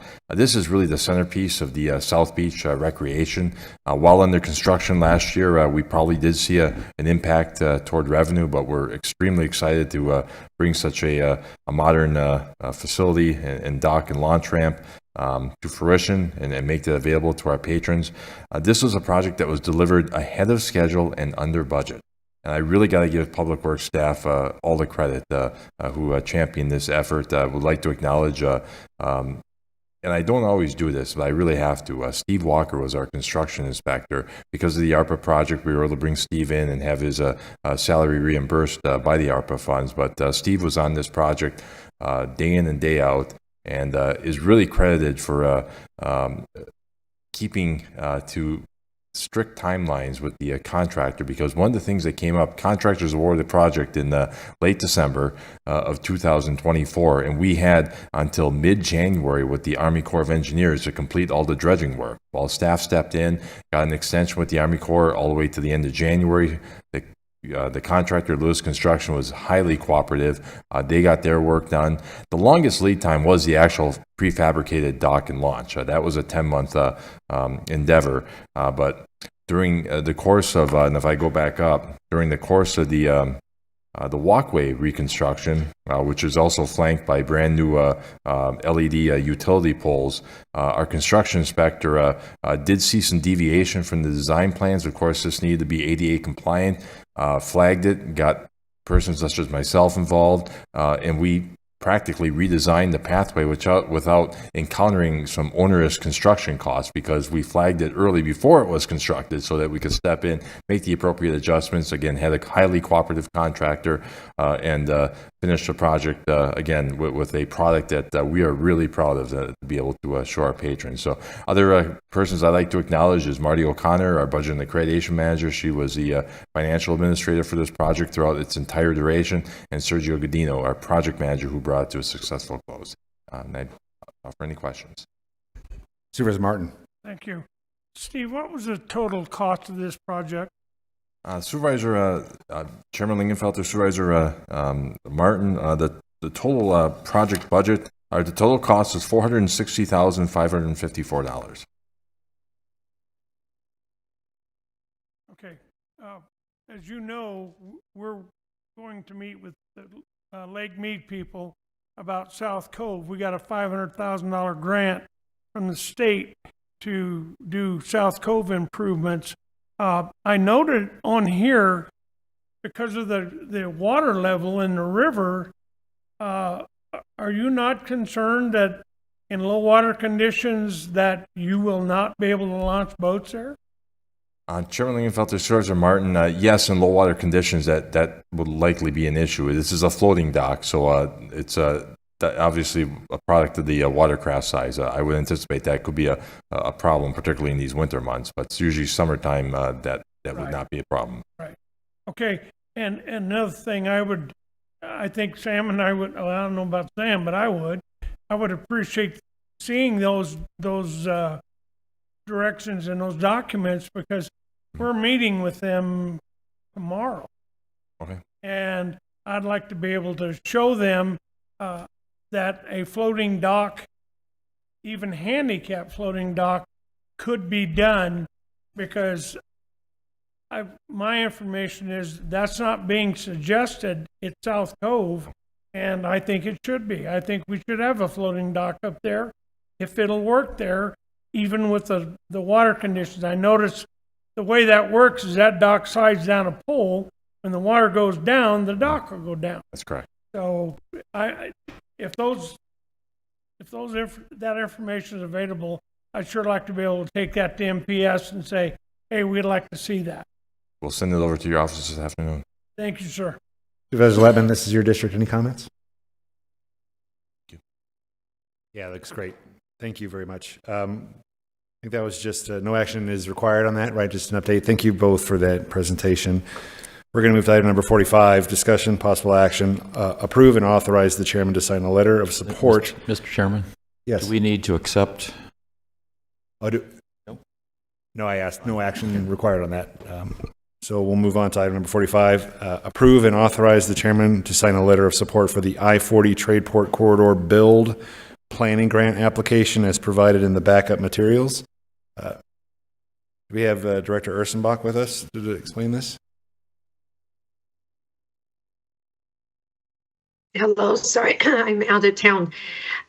This is a grant that the New Mexico is helping to apply for. It just goes from the state of Arizona from mile marker 1 all the way to Albuquerque to start, and then it will go later into Oklahoma. But this is the beginning. This is just another planning grant, so it's just the next step of planning to get the I-40 corridor moving forward. It's the Tradeport corridor moving forward. Questions from the board members?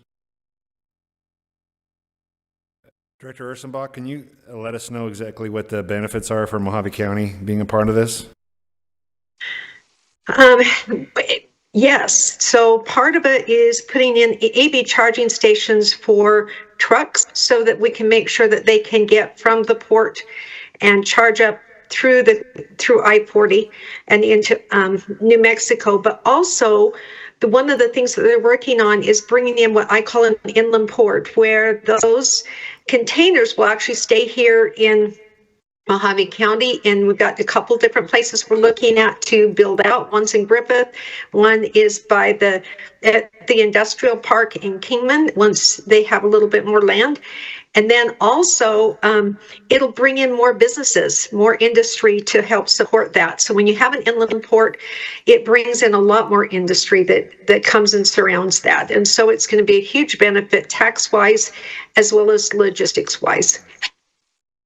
To build on my prior question, how is this grant going to benefit? Are they going to be planning some site-specific stuff, as you mentioned, like perhaps one of in the I-40 corridor, perhaps, or the Griffith corridor? Is there going to be some planning included under this grant? There is planning in the grant. I do not have the full details. I actually am going to a meeting next week to find out more about what exactly will be part of this grant. All right, entertain a motion or additional discussion. Motion to approve.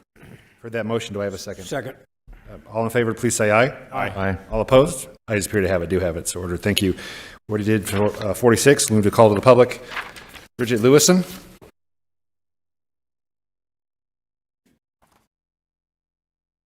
Bridget Lewison, and then Josh Wilson. You're on deck. Hi, Bridget Lewison, Golden Valley.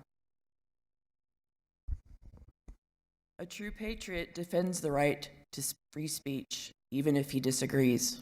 John Wayne.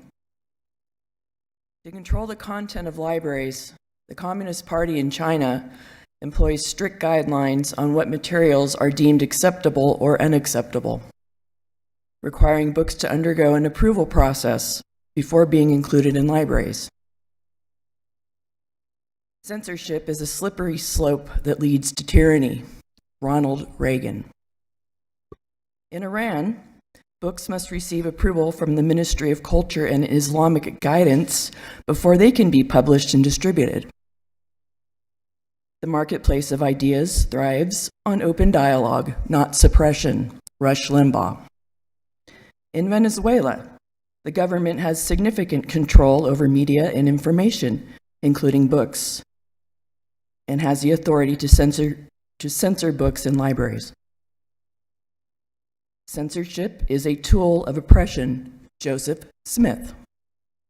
In Saudi Arabia, the government regulates the approval of books through the Ministry of Media, which reviews and evaluates books to ensure compliance with regulations.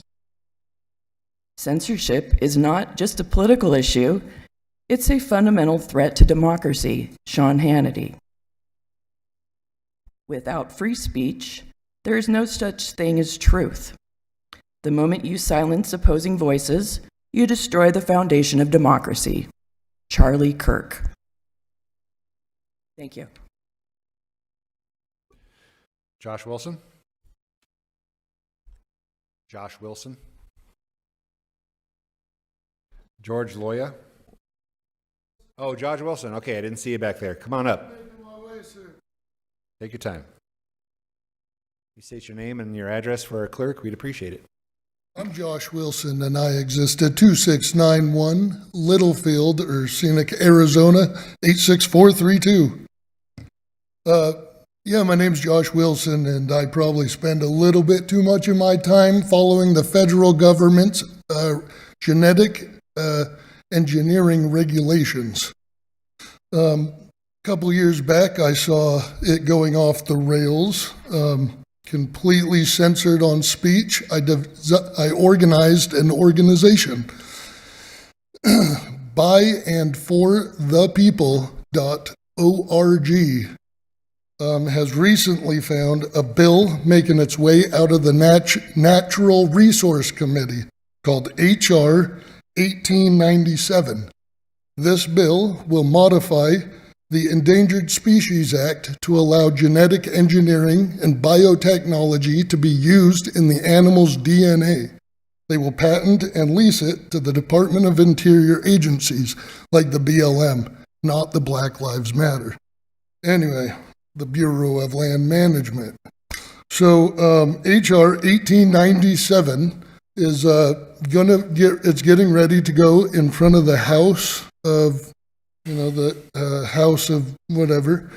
And if put in the way that it's shown, it'll completely silence citizens' voices against our government's actions when it comes to transparency on what their science is going to include.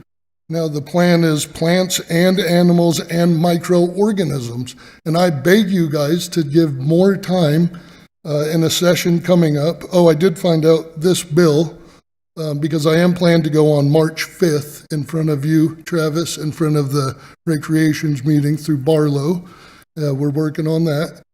And I asked that I know that this can become actual law within 10 days. So that's why I had to hurry and come down and give my little point in. And I'm hoping we can find more time to look in to the astonishing things that will change the way citizens and government work together in transparency. We should have concerns of where our money is going to go for restoration projects and for climate change agendas. I have this flyer available. I hope that you read all the back of this, because this bipartisan bill, if approved through the House, will solidify all this recklessness that happened in the Biden administration. It'd be bipartisan, and read the text and you will be absolutely beside yourself that our government could think it's okay to put something like this in front of the people and take it away from us, our nature. Thank you. Thank you, sir. George Loya? Scotty McCleary, you're on deck.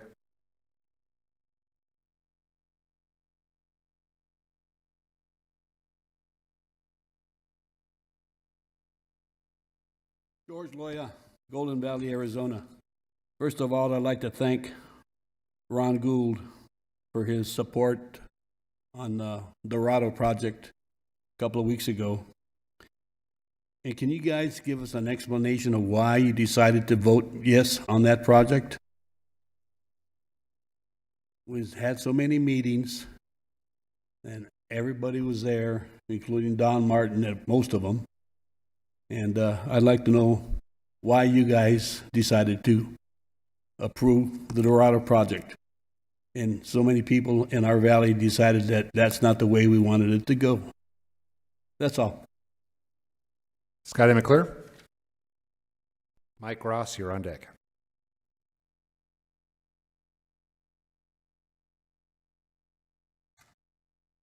Scotty from Bullhead. I'd like to request that Laura, at the next meeting, give us an explanation on what the hell $32 million is. Now, he's a free agent at the end of the year. Now, what happens if he gets a third in a row Cy Young Award? What's going to be $1 billion? Jeez, oh, Pete, yeah, that's something else. Now that I've embarrassed her, let's get to the real... I found out the camera in the back's owned by somebody that's just filming the place.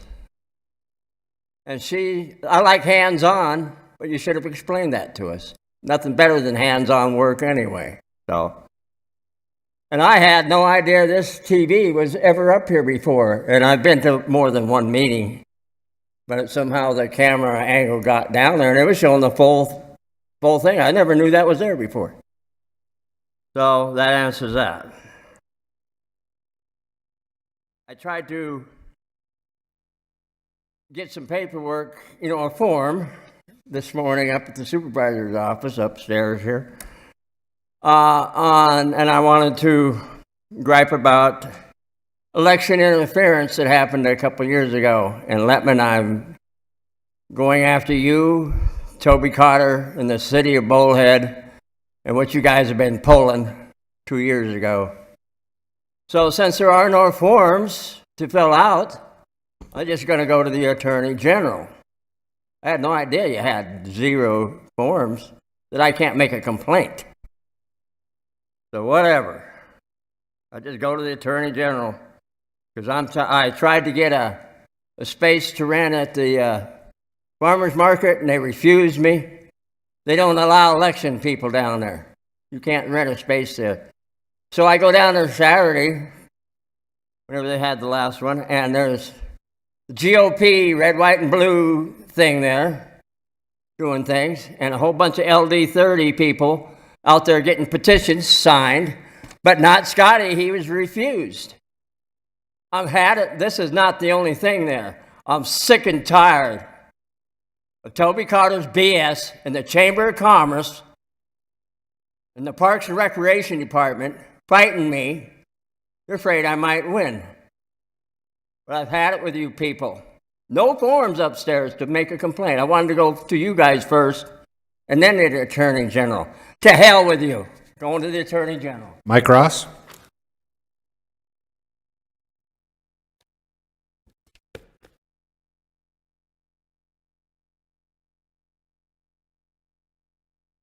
Morning, Supervisors. Morning. My name is Mike Ross. I live at 3880 North Irving, Kingman, Arizona. I recently retired from Mojave County Public Works, working in the Facilities Department for the last 5 years. I manage small project building and refurbishes and refreshes for Steve Letowski and Butch Finkbeiner. I'm here today to speak on an item that you're going to be asked to approve in the next couple of weeks, and that is the building office for the 3rd District Supervisor. That is being proposed for the courtyard at the Lake Havasu Senior Center. A little background. When Community Service moved out of their offices in Lake Havasu City at the Mojave County Complex, we jumped at the chance to put a second supervisor's office in that building. We were able to do it. We put a private bathroom. We put a private conference room. We put a private break room. We put 2 offices in there. Got it all finished, repainted, redone, LED lights, got it all finished. Supervisor Gould moved in. When Buster Johnson was unelected, Supervisor Gould took over his office. Supervisor Borelli jumped in the other office. At that point, the office wasn't big enough for Supervisor Borelli, so we knocked over a wall, displaced a confidential health department employee, took her out of her office so we could make his office a little bit bigger. We spent approximately $40,000 when we remodeled it the first time of taxpayers' money. The second time, now we were in problems because we didn't have enough parking for judges, supervisors, visitors, staff. So we put in 5 more parking structure, 5 more spaces. We spent about $60,000 to $80,000 doing that. All this to put another office in the building.